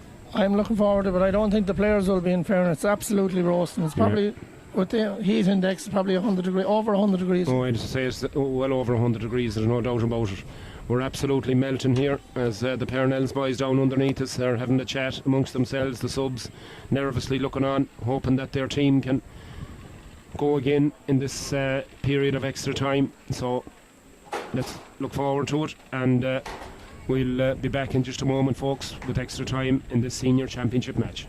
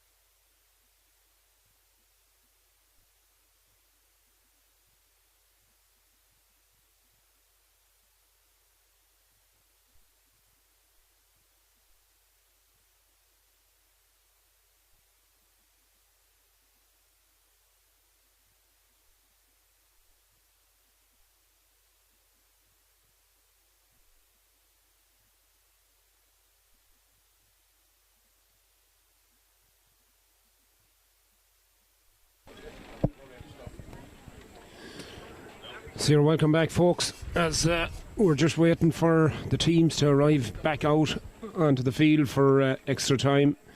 We hear it's going to be 2 periods of 10 minutes in each half, and if the teams are still level after extra time, then it's going to go to penalties. So it's going to be tough on some team, and it's going to be a tough on one of the teams, and hopefully we don't go to the lottery of penalties, and hopefully there'll be a winner decided before that. As when we have a legend here just walked into the box. oh my God, the one and only Shawnee, you're welcome back to Chicago. Mickey O'Connell, Jesus Christ, Shawnee says, oh, you ape. But anyways, Mickey O'Connell, great to have him back here, ex-Cork hurler, and probably not the greatest result, but you were involved in a fantastic All-Ireland final, Mickey, a couple of weeks ago. Cork, just very unfortunate, to be on the losing side against a rejuvenated Clare outfit, but it was a fantastic final. Yeah, bittersweet for us, but look, better team won on the day. I think Cork had enough opportunities to win that game, but these are the small little margins in inter-county hurling, and these fellas at the end of the day are elite athletes, and that's what they are. And Clare had the fitness levels, and they closed out the game, and fair dues to Clare. Absolutely, yeah, and it's a tough one to take for sure, especially after you deposed the reigning All-Ireland champions in an epic semi-final a week or 2 weeks before that. It's like you said, it's a tough one to swallow, but no question about this Cork team, they're going to be back again. And I said this on the Tuesday actually after the All-Ireland final. I went up and met Pat Ryan and Wayne Charlotte, good friends of mine, and all the players were there. And look, you get no guarantees in life. Limerick are going to be back bigger and better. Clare are not going away either, and Munster's a total other minefield. So when you get these opportunities, as we were in the Burlington, we were the Jubilee team, the 25-year Jubilee team, and the difference between winning and losing in a hotel after an All-Ireland final is absolute. It's night and day. So when we eventually did go back, all these young fellas, they were got off doing their own things, and they just didn't want the disappointment, But you just have to regroup, and I was talking to Patrick Horgan that Tuesday night, and he's staying for one more year, which is a good thing for Cork, I think. That's good. Seamus Harney's going to stay. I think Conor Lehan's going to go, but look, we'll try and convince him in times to come, but again, just never know. Yeah, absolutely. It's, as you said, you have to take these opportunities because you don't know when you're going to get them again, because it's ultra competitive right now. So a little bit about your trip out here, Mickey. You're a regular visitor here. You're a great character to have, and I know you always enjoy your trips out, and Martin Green and yourself, great old buddies, so it's great to have you back. Yeah, we go back a long way. Me and Martin, 25 years ago, he tried to convince me to come out here, or 27 years ago. But the old hurling was drawing here. Yeah. Not so much for Green, but the old hurling kind of kept me back, and it worked out well for me. Yeah. Maybe when I look back now on my career, and we all talk about it, and maybe I even underachieved. When I played here, was this is hand in my heart, one of the biggest disappointments that I played so poorly when I was here. But when you're drinking with Green, it's fucking, you have no doubt. The Coo Collins. Yeah. What year was that? 2000 and 2001.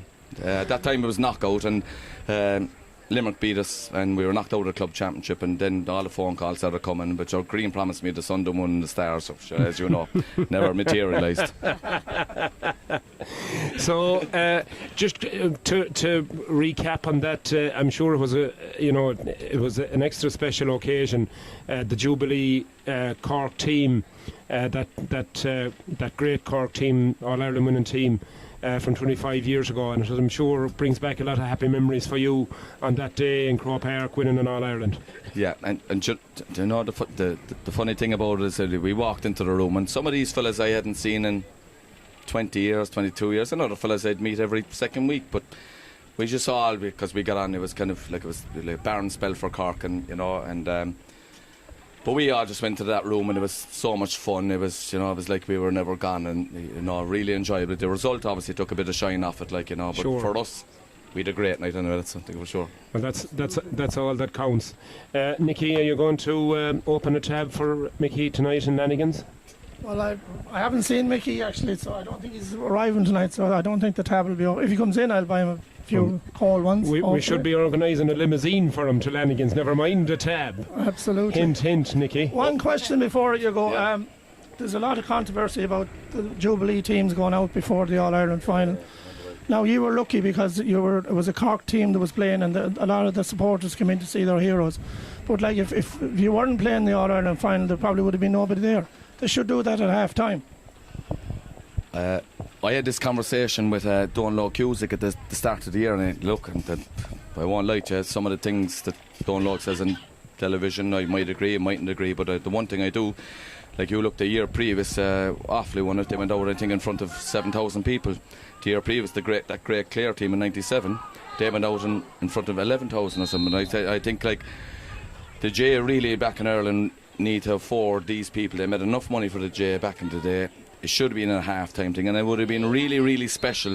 Not for it was still special for us, but it would have been really special to go to half-time. Maybe they would have given that Cork team a boost, and maybe that kick up the ass that they needed, like, you know, at half-time. Like, but you know, we were shuffled out with at 20-3. It was also regimental. You go here, and then gone, and that's it. Go and watch the match, like, you know. Actually, Nicky, you actually had better tickets. I gave you better tickets than the ones I was sitting on in the fucking corporate section, right? And we leave it at that, right? Good luck. Yeah. You're lucky. Yeah. We will, of course. Thanks, man. The game is back on, Mickey, and we'll see you after the pleasure, game. Man. Looking forward to it. Well it's done. Great to have you. Well done. Thanks a million for coming Legend. up. The legend himself, Mickey O'Connell, one of the great Cork hurlers and all-stars from that great Cork team of 25 years ago, All-Ireland champions, and great to have him up in the booth here. Thanks to Teresa Broderick and to her lovely sister Katrina, looking absolutely stunning, the two of them today in beautiful outfits. So thank you for that drink, ladies, and we'll be seeing you shortly. Teresa said really I look great lies. myself, but she's telling pure solid lies as this first period of extra time gets underway and the Parnells get possession of the ball, and they try and build from the back. They're playing from right to left in this first half of extra time as both teams appear back out onto the field, somewhat fresher looking, but this is going to be extremely taxing on both sides, and it's going to be whoever can lash it out, I feel, the best in these extreme heat conditions. So Conor Calvey gets us rolling straight away. Jack Flynn faces him up, but Calvey gets it onto that right foot, but this one is going to go well out to the right, and it's gone wide. Calvey won't be happy with that one. That was a bad miss there. Bad miss is right at a time when you don't want misses, as Paul Higgins goes long, but Craig Lennon, great leap into the air, gets one hand, and here comes Tom Flynn, the big man from Athenry, gets it back to Heenan, the danger man from Glavies in Roscommon, clips it with the right foot and makes no mistake and puts it in and over the bar, and that's exactly what the Parnells needed to settle them. They needed a quick start. Is it 15 minutes aside or 10? 10. Well, that's not too bad, so it. Craig Lennon is the man that's down in the middle of the field for the Parnells. Took a heavy fall there as he climbed into the air to try and fetch that ball.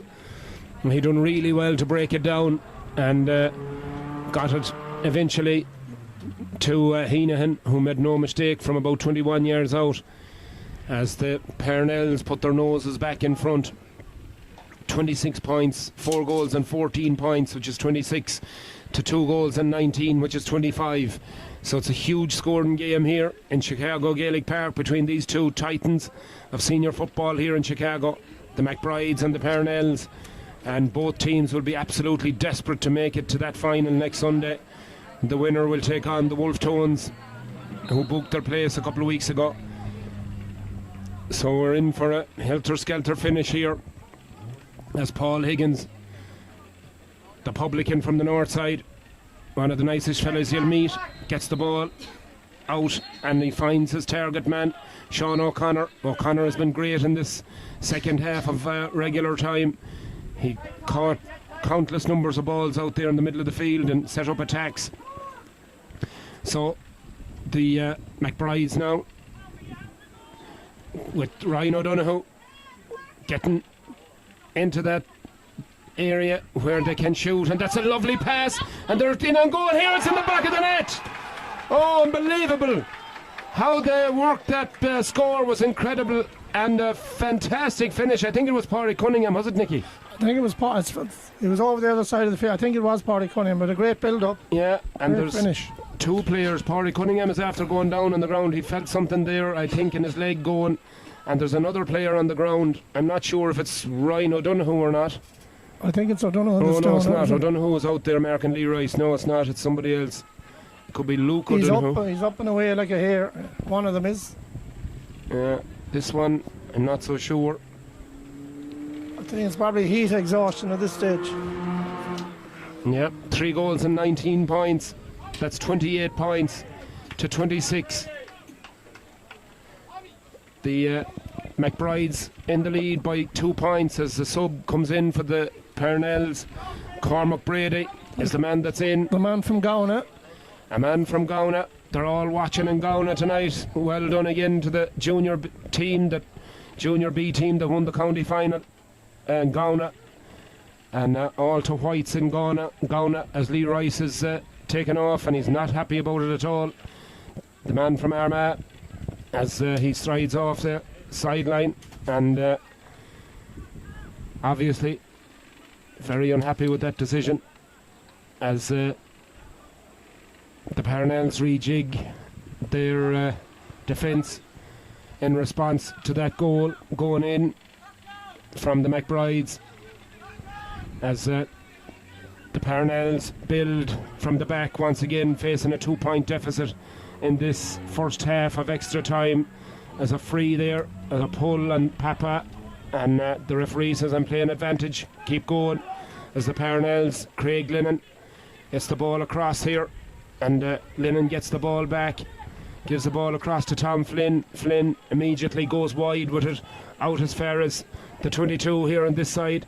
It's it to Heenahan. Heenahan now faced by 2 men, bursts his way through, lets it back again, and that point is sent in and sent over the bar by Killian Heaney. That's a great score, Nicky. Excellent score there with the right foot. And they needed it. They needed that point in it.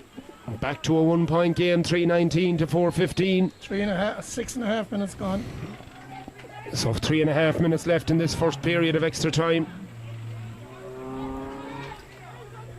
As the referee goes out and has a quiet word with Luke O'Donoghue there in the middle of the field for the McBrides, as the ball is kicked out over there on that far side, and the Parnells man is adjudged to have fouled his marker, and it's going to be a free down to Sean O'Connor. He goes all the way back to his goalkeeper, Paul Higgins. Higgins now comes out and looks across his 21-yard line, and he sees Ross Mahan. Mahan now uses Jack Flynn over there, the big midfielder from Rathote. Gets the ball all the way over there to Owen McCaig. McCaig is pulled and dragged, and it's blocked down, and it's going to be a free. Conor Calvey, the guilty party there, and is going to go into the book of Martin Delaney, and it's going to be the second booking for the Parnells, as Conor Calvey explains his innocence to Martin Delaney, but I don't think it's going to have any desired effect. Big shout out to Brian Arthur and his wife Roisin, and of course Mossy Orford and Siobhan over there in San Fran. I believe Mossy is watching on his mobile phone while he's doing a bit of grocery shopping, so make sure you get a few steaks, Mossy. And I think he's given Conor Calvey a black card, and Calvey is going to go to the sin bin, and the Parnells are going to be reduced to 12 men, as Calvey then gets the black card, and it's another foul on Sean O'Connor, and these are easy These are easy chances really for the McBrides, and a kicker of Ryan O'Donoghue's stature, about 30 yards out, and the referee is calling. What's that lad's name? 22. He calls McKinley to him, the man from Louth. He's going to have his name in the book of Martin Delaney after that challenge, and this suits the McBrides. They're on the verge of putting it out to a 2-point game, and time ticking away in this first half of extra time. They lead by 1, and that could easily become 2 in a minute when Ryan O'Donoghue has finished with this opportunity.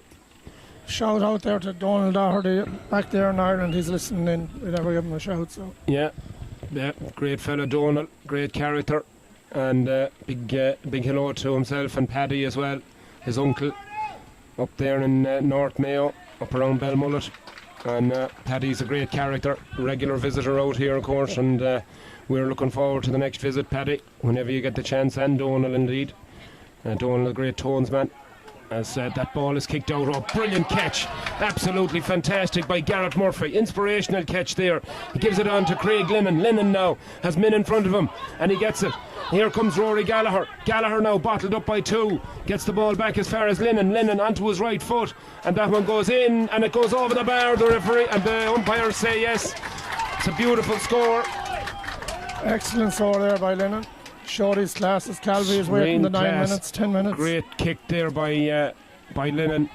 He's made a huge difference to this Parnell team since he came on, as the McBrides once again with that short kick out gets it over there on the far side of the field. It's is that Connor Swan that's back into the? Are they allowed to bring back Connor Swan into the game? As Sean O'Connor is the man that's fouled once again. So both teams are down to 12 for the time being, as Sean O'Connor is feeling the effects of that tackle on his hunkers over there. Martin Morrissey is looking as well. He's watching in his car going back down to Indianapolis. So Martin, a shout out. Yeah, Martin Morrissey. Good kill. I was going to say Kilkerran, but he's not. He's Glenamady. So, how are you doing, Martin? And wish you safe travels back to Indianapolis. I know you're heading back to work for the week, as that ball is kicked in and kicked over the bar, and the referee, Martin Delaney, calls an end to that first half of extra time. And more entertainment as the McBrides go in at half time and extra time. 30 points to 28 in front. So it's a 2-point game as the Parnell's lads come over to this side of the field, and they're gathering round their mentors and coaching staff as they try to come up with a plan of pulling this game out of the fire, as they're down by 2 points, and they're desperate for a result here, and hopefully getting themselves back into this game from their point. So they'll be looking to get that ball into that forward line as fast and as often as they can. So that's going to depend on the middle of the field, you feel, in this half. In the next 10 minutes they'll be looking for the likes of Tom Flynn and the likes of Craig Lennon and these lads to get possession around the middle of the field and hopefully give their forwards a chance to score, because their forwards look dangerous, Nicky. They do indeed, and they just need to. They have 10 minutes now, they're 2 points down, so just need to click for 10 minutes. But they're giving way too many frees, and they're giving Ryan O'Donoghue chances to kick easy. That foul over on the other side of the field by Calvi was kind of. You're giving Ryan O'Donoghue chances to kick balls over the bar from close distance, and it's not a good idea. But they'll have Calvi back for the last 5 minutes, so hopefully for them he'll make a difference. Yeah, he's certainly been playing well for them. The number 15, he's acting as a sweeper there, back in his own defence, and he's been very effective, using his pace to come forward at speed and creating chances for those forwards. Now John Cunningham in the middle of that huddle. I thought Brady got a black card or a red card. How's he out there? And I think he has snuck in under the radar. Martin Delaney, I don't think has seen him. There's Garrett Devlin down there on the sideline. The man from Tyrone offering his expertise as well to this Parnell's outfit. And a fine player he was, and still is in fact, and good man to have on the sideline. So looking for a big half from these Parnell boys to get themselves back into this game, as Craig Lennon there down below us. We have a lot of young lads at the Parnells, have a lot of young fellas on the team, so the fitness shouldn't be a problem for them. Yeah, it shouldn't. Flynn is another. It's a very tough day on him in this heat. It is. He's been doing really well, as the Parnells have made a substitution in the middle of the field. Jack Fallon from Mayo is on the field to play. He's been brought in for Craig Lennon, and Fallon is a big athletic player and could make a big difference there. I thought Craig Lennon was playing pretty well, so I'm surprised that he was the one to be taken off. Yeah, I think he took a heavy knock there towards the end of that first period of extra time, and they might be just giving him a bit of a breather maybe. Hard to see him not having an involvement again at some stage before the end of this game, as Martin Delaney gets ready to throw the ball in, and just having a word with the two sets of midfielders there, Pádraig Cunningham and Jack Flynn for the McBrides, and Tom Flynn and Jack Fallon for the Parnells. So 4 big men in the middle of the field, and getting ready for the start of this second period of extra time. So the Parnells then,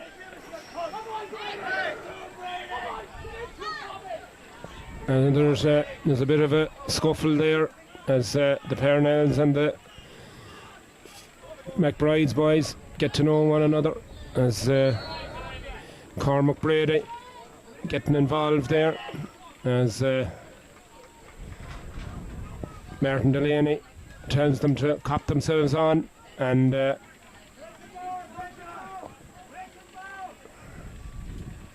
we're making sure that everything is tickety-boo for this second period of extra time.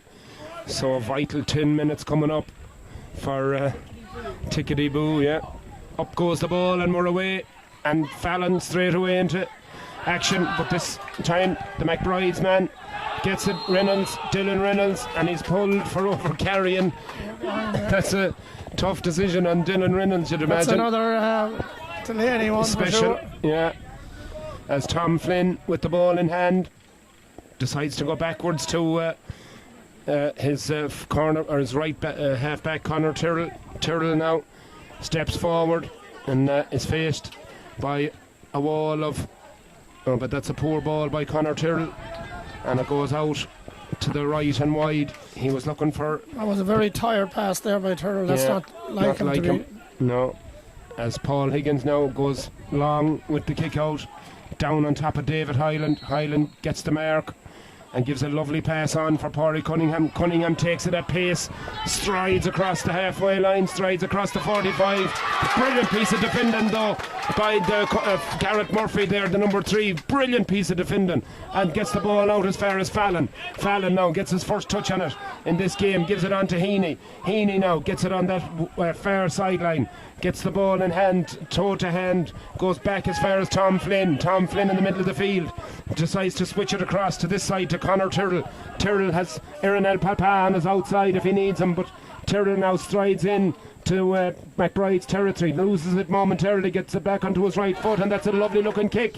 Oh, but it drops short and into the hands of Paul Higgins, and unfortunate there for Conor Tyrrell that effort just fell short, and the McBrides survive another scare at the back as Dylan Reynolds gets the ball out, and the pass eventually comes to Cathal O'Connor. O'Connor goes long looking for Luke O'Donoghue. O'Donoghue faced up by Cormac Brady. O'Donoghue gets possession of the ball right on the halfway line, gets into Parnell's territory, but he's shuffled out wide, gets the ball to Michael Malloy. Michael Malloy now cuts inside, going for goal, and the referee blows his whistle, and it's decided to give a free to the McBrides, as the Parnells are absolutely disgusted with that decision, and a free is awarded to the men in green and white, and it's another opportunity for Ryan O'Donoghue to put this one over the bar, and this one could be an absolute killer for the Parnells, Nicky. 3-point advantage. Terrell should have passed the ball that time to his clubmate Papa. He was loose on the other side, and instead of kicking it from out the field, he should have probably passed it on. Yeah, just lacked that little bit of distance, so a chance gone for the Parnells, and this could be a 2-point swing here if O'Donoghue kicks this one over the bar. Here he comes, right on the edge of the D. In she goes, and no doubt, no hesitation from the umpires, straight over the bar. And it goes out to a 3-point game, 3-22. That's 31 points to 28. So the Parnell situation becomes even more desperate as Garrett Murphy, he's had a wonderful game, this lad, number 3 for the Parnells, gets it away over there to Conor Tyrrell. Back it goes to Cormac Brady now with those pink boots on him, looks across the field to see who's available, and he sees Papa now going running at this defence, decides to cut back and goes back across midfield to Rory Gallagher, to Garrett Murphy once again. Murphy cuts in that far sideline and gets the ball to Dara Heenahan back to Fallon now onto his right foot. He's got a runner in front of him if he needs him. That ball is kicked in and over the bar. That's a good score from the substitute. Jack Fallon makes an instant impact in this second half of extra time and cuts it back to a 2-point game. And Paul Higgins, the press is on from the Parnells as Jack Fallon and Tom Flynn get involved in the middle of the field. That's a wonderful leap there, and Rory Gallagher goes down, and the referee said no free as Dylan Reynolds gets the ball back for the McBrides. And the McBrides now with Ryan O'Donoghue back in his own half-back line, and that's a severe challenge there from Rory Gallagher on the man from Belmullet.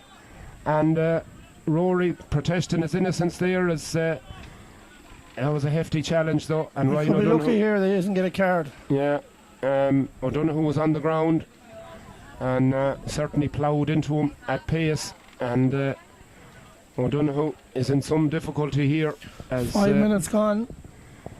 They have 5 minutes to save their season. Yeah, the referee is going over there to have a word with his linesman Val McMahon to see if he has anything to add about that challenge as Ryan O'Donoghue remains on the ground. Calvey's about to come on. As Calvey is about to come back into the fray, and the referee decides to go up to his umpires and have a quick word with them, see if there was anything from their end, as thankfully Ryan O'Donoghue seems to be up on his feet once again, and he seems to be okay to continue as the referee. Delaney's earning his money today in this heat. Decides to take no action and just awards the free to the McBrides as Ryan O'Donoghue kicks this one out wide to Sean O'Connor. O'Connor now down along that far sideline, looks inside and sees O'Donoghue, the man from Belmullet again. He's been wonderful in this second half of normal time. Jack Flynn, faced up by his midfield opponent Tom Flynn, decides to go back, but that's a desperate pass by Flynn, and Papa is there. That was a challenge there from Flynn, and Flynn is going to be talked to, I think, by the ref, and the referee.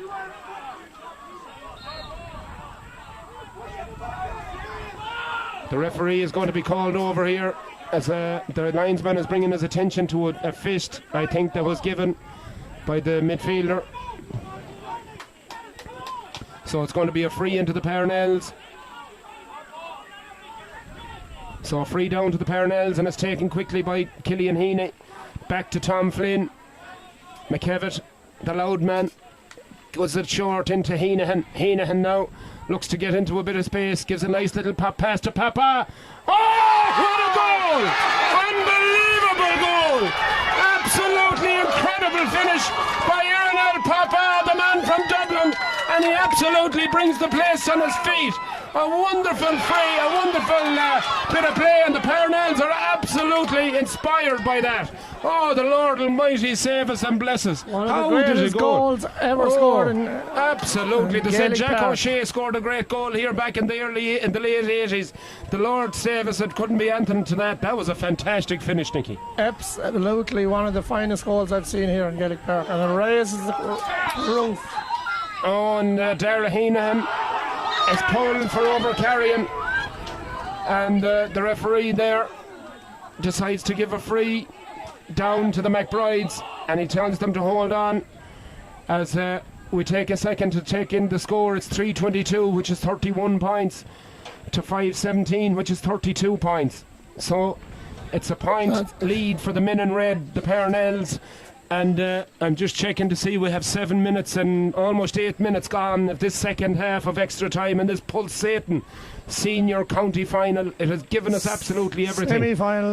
Semi-final, I should say. I'm getting lost for words as we enter the final 2 minutes of extra time, and a point in it as the McBrides season hangs by a thread after that fantastic goal scored by Irinal Papa for the Parnells, brings them into a 1 point lead as the McBrides try to fashion an equalising score. Ross Mahan gives it back here to a centre back, David Hyland. Hyland now looking to hold possession and work into a scoring chance or scoring position. Ryan O'Donoghue gets it. Ryan O'Donoghue tries to fight his way through, and he's forced backwards there, and eventually the free is given against Tom Flynn. A foul there on Luke O'Donoghue, and a free down for the McBrides, but I think it might be just outside their range as Jack Flynn calls for the ball, and he gives it to Ryan O'Donoghue, and Tom Flynn, he's bringing the ball in. Unbelievable stuff here as Ryan O'Donoghue, right on the 45, has a chance to kick this and level the match once again. For the umpteenth time, Ryan O'Donoghue from Belmullet steps forward and kicks it high. It drifts on the wind and it curl enough. It's gone over the bar, and the Parnells boys screaming at the umpire to say that it was wide. It was close, but I think he just bent it. Might have just crept inside that right hand upright. But that was some kick to bring the match back level. They should never have fouled him in there. It should never really have happened. As the Parnells now look to secure possession, and they do. The ball back in their own full back line, and the referee has played no extra time. Did he blow it right on the money?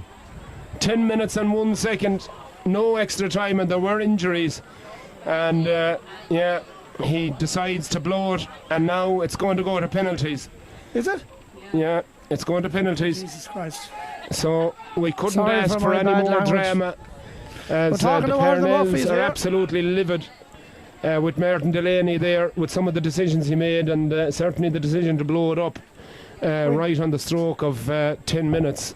Certainly there would have appeared to have been a couple of minutes injury time at least, but they didn't get the chance anyways to build an attack, and so both teams now go into the lottery that is penalties, and it's going to be 5 from each team selected to try their luck on the penalty shootout.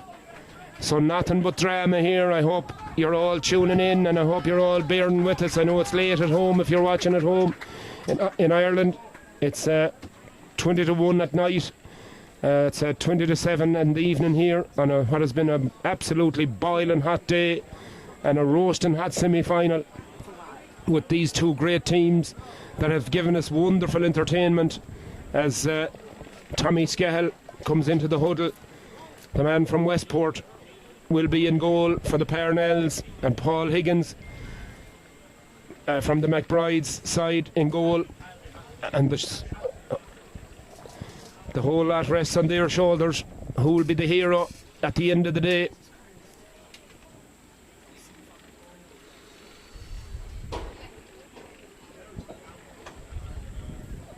So, have you any preference for either team here, Nicky, in the penalty shootout?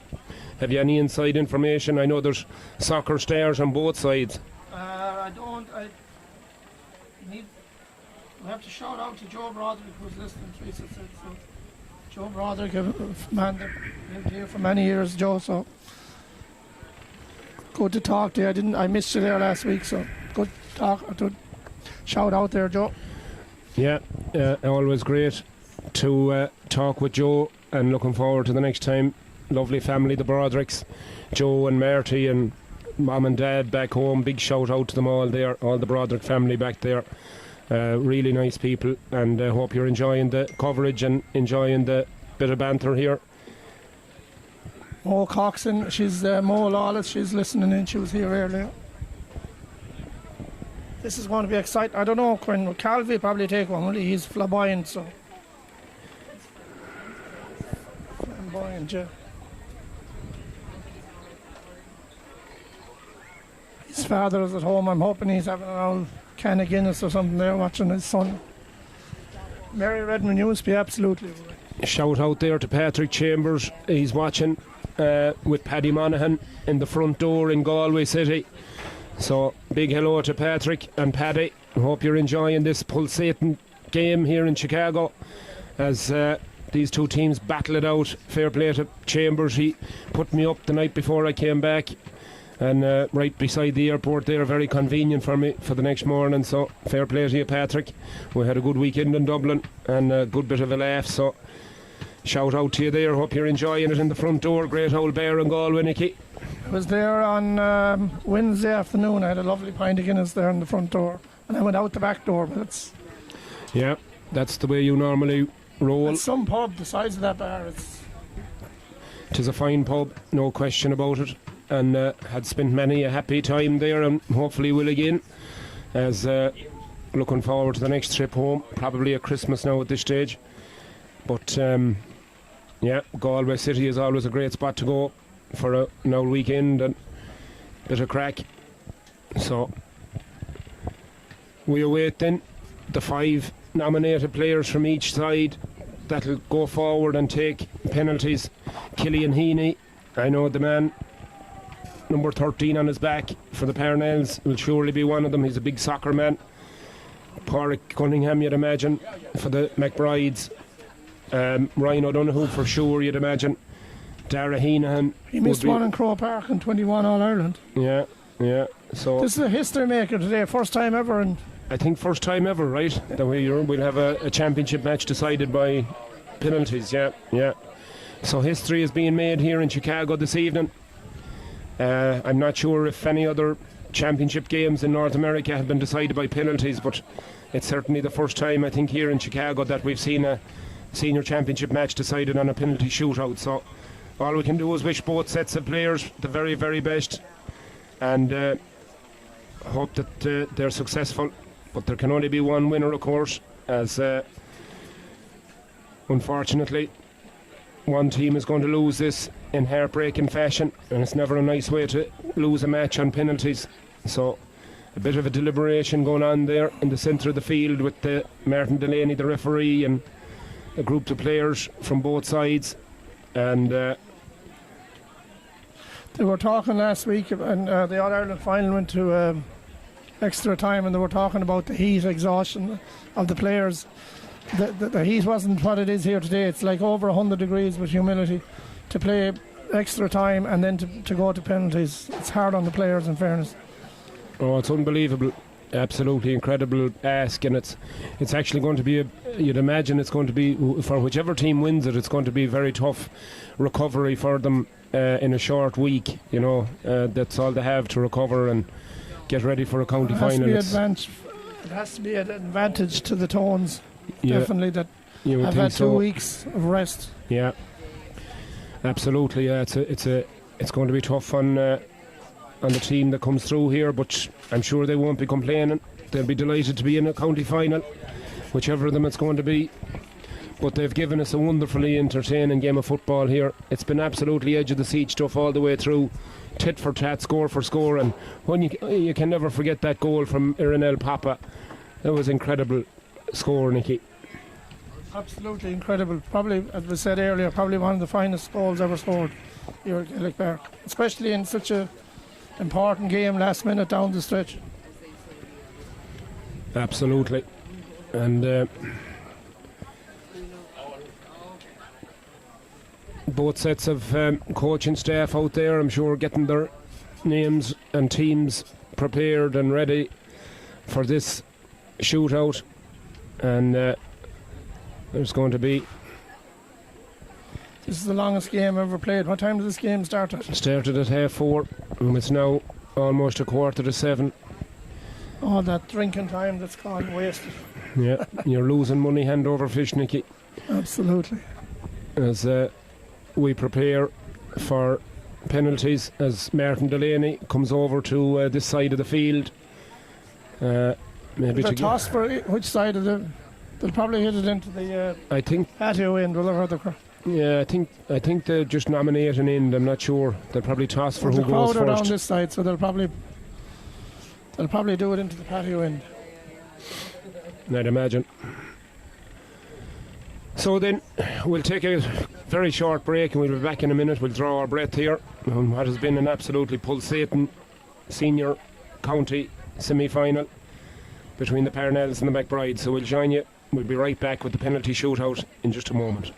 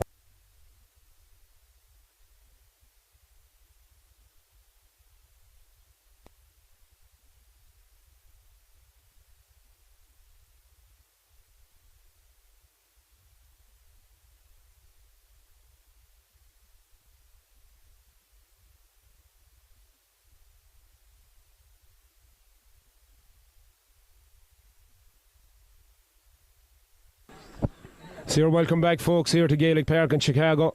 And this big crowd here has been entertained to an absolute cracker of a semi-final as we approach penalties. And 5 players from either side have been nominated to go forward, and it's going to be the McBrides first.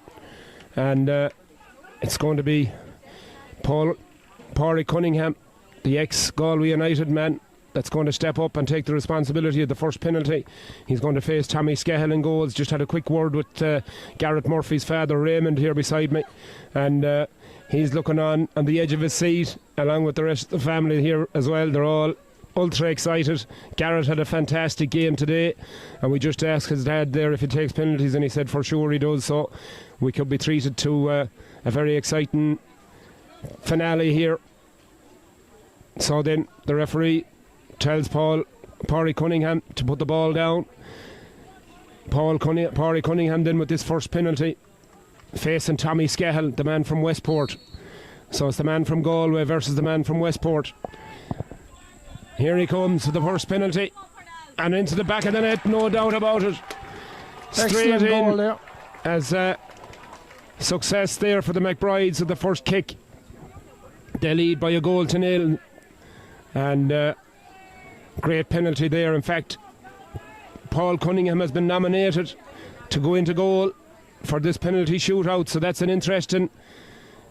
a very interesting change, as Pádraig Cunningham then assumes goalkeeping duties for the McBrides, for the duration of this penalty shootout as Conor Calvey, the man from Westport, strides forward, places the ball on the penalty spot, takes one last look at the goal, stands back. It's going to be a short run up from the man from Westport. Here he comes, absolutely no mistake, right into the back of the net. Beautiful penalty there from Conor Calvey. Great score there by Calvey, excellent. This is going to be exciting, Nicky. Absolutely unbelievable. Great penalty by both guys. So John Cunningham, the Shrekker, can't bear to watch as he turns away and looks down the far end of the field. As the McBrides then send forward their second man to take this penalty, and it's Sean O'Connor. He was excellent during regular time and extra time. Can he put away this penalty? Here he comes. And once again to that right corner, Tommy Scahill guessing the wrong way, and the McBrides take a 2-goal-1 lead here in Chicago Gaelic Park as the soccer specialist Killian Heaney steps forward now for the Parnells, looking to level matters. This is pressure, Quinn, this is pressure. Yeah, the pressure is building here in Gaelic Park as Killian steps back. Short run up facing Pádraig Cunningham in the goal. Oh, he saves it! He went high and Cunningham guessed right, and he punches it away. And it's a 1-goal lead now for the McBrides as they take a 2-1 advantage into the third round of kicks. Excellent save there by Cunningham. It was a very good save by Cunningham, is right. He guessed the right way but stood up as well. And Dean Robertson is the man, the cornerback, who had plenty of bother today with Dara Heenahan, but settled back into the game and played well in the second half. Here he comes. Here. And no mistake, it's a great penalty, left-footed into the top corner. Give Tommy Scahill absolutely no chance. And all of a sudden it's 3-1 in favour of the McBrides. And they're in control of this penalty shootout. Dara Heenahan now, the man from Michael Glavy's club in West Roscommon, is next up for the Parnells, and you feel, Nicky, that this is a must score. This is a definite must score. Misses this, I think it's over. It is over, right? So Dara steps back, faces up Pádraig Cunningham, and he misses it. Unbelievable scenes here as the Parnells fail a second time in this penalty shootout. And that's going to be a long road back, Nicky, you feel. Tommy Scahill has to perform heroics here. Absolutely, this is... So, the fourth penalty taker... The season ends here if Tommy doesn't block this one.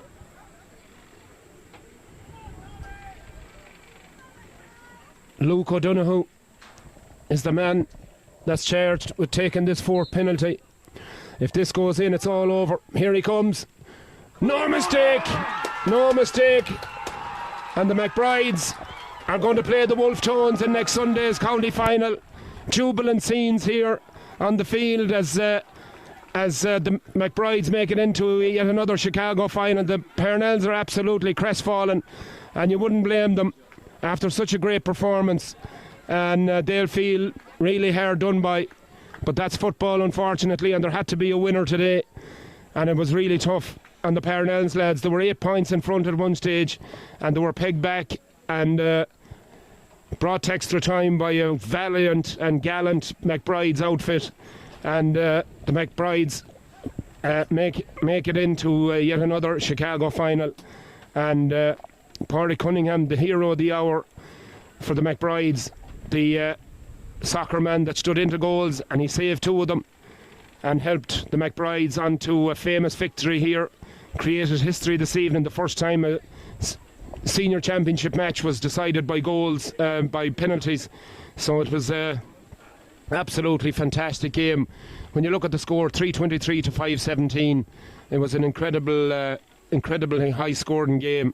And congratulations to both sets of players, because they gave us an absolutely wonderful festive football over 2 hours plus in really, really difficult conditions. And fair play to them.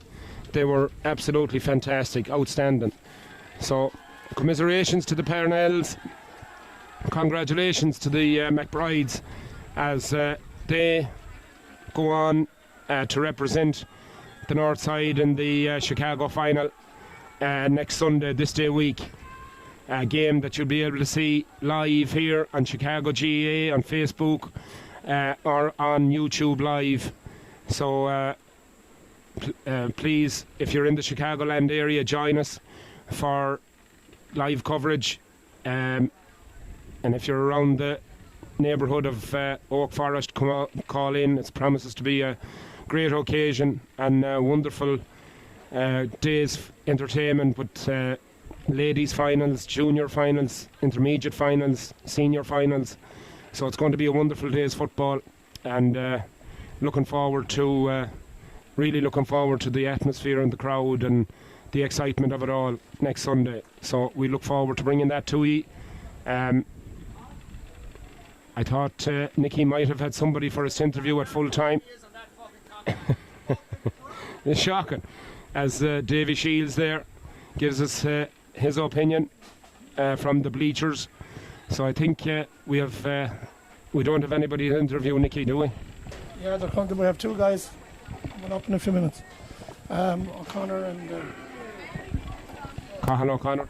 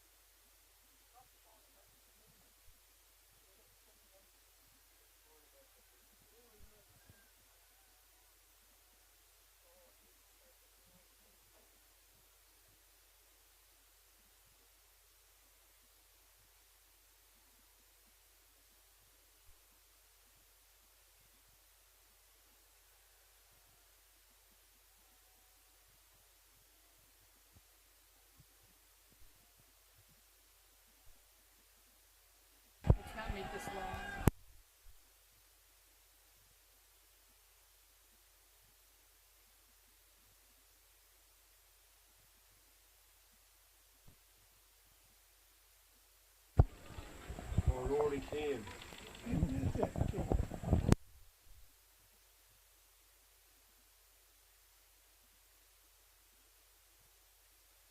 Well, folks, how's things? Right. Congratulations. Thank you. Well done. Great performance. Not an easy way to win. well done, guys. Well done. Congratulations. Well done. Thank you. Well Thank done. you. Well done. Great performance. How's things? I'll take a seat, lads. Welcome back, folks. We have a quick word with a couple of McBride's lads here. We're delighted to have you up in the booth. Ryan O'Donoghue, Michael Malloy and Cathal O'Connor. First of all, congratulations, lads. That was some performance. Yeah, cheers. We never seemed to do it the easy way. Was hot out there in the first half, but we dug deep. 5 points down, I think we were at half time.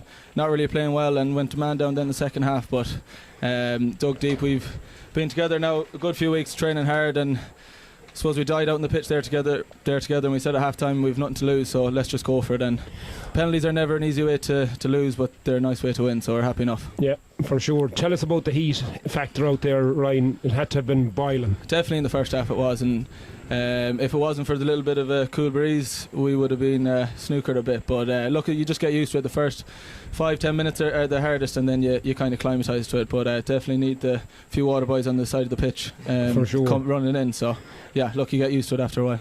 Michael, you played today for the intermediates. Yep. Gave a sterling performance, and you came out again. It had to have been tough playing 2 games today in that heat. Yeah. I mean, just had to keep it simple though. Once the adrenaline kicks in, we know what we can do and we know how to win. So I was in the full back line, so honestly a little less running than usual today. Yeah. So Well, by Jesus, I drank 20 bottles Amstel yesterday, and I'd say there's 25 bottles gone out of me, and I didn't move too far off this stool, so I can only admire you. Cahill, it was a wonderful performance. Delighted for you to make it through to another county final. It must be a very special feeling. Yeah, it's good. I mean, it just feels like, since me and Michael stepped on the team now, it's been, kind of year after year falling short a bit. I mean, we had all the Mayo lads out here 2 years ago now, and we lost in a close one to Parnell's actually. So it'll be nice. This will be my first, senior football final actually. So it's nice to kind of feel like we're getting over the line here. We started off with a bit of a rough patch.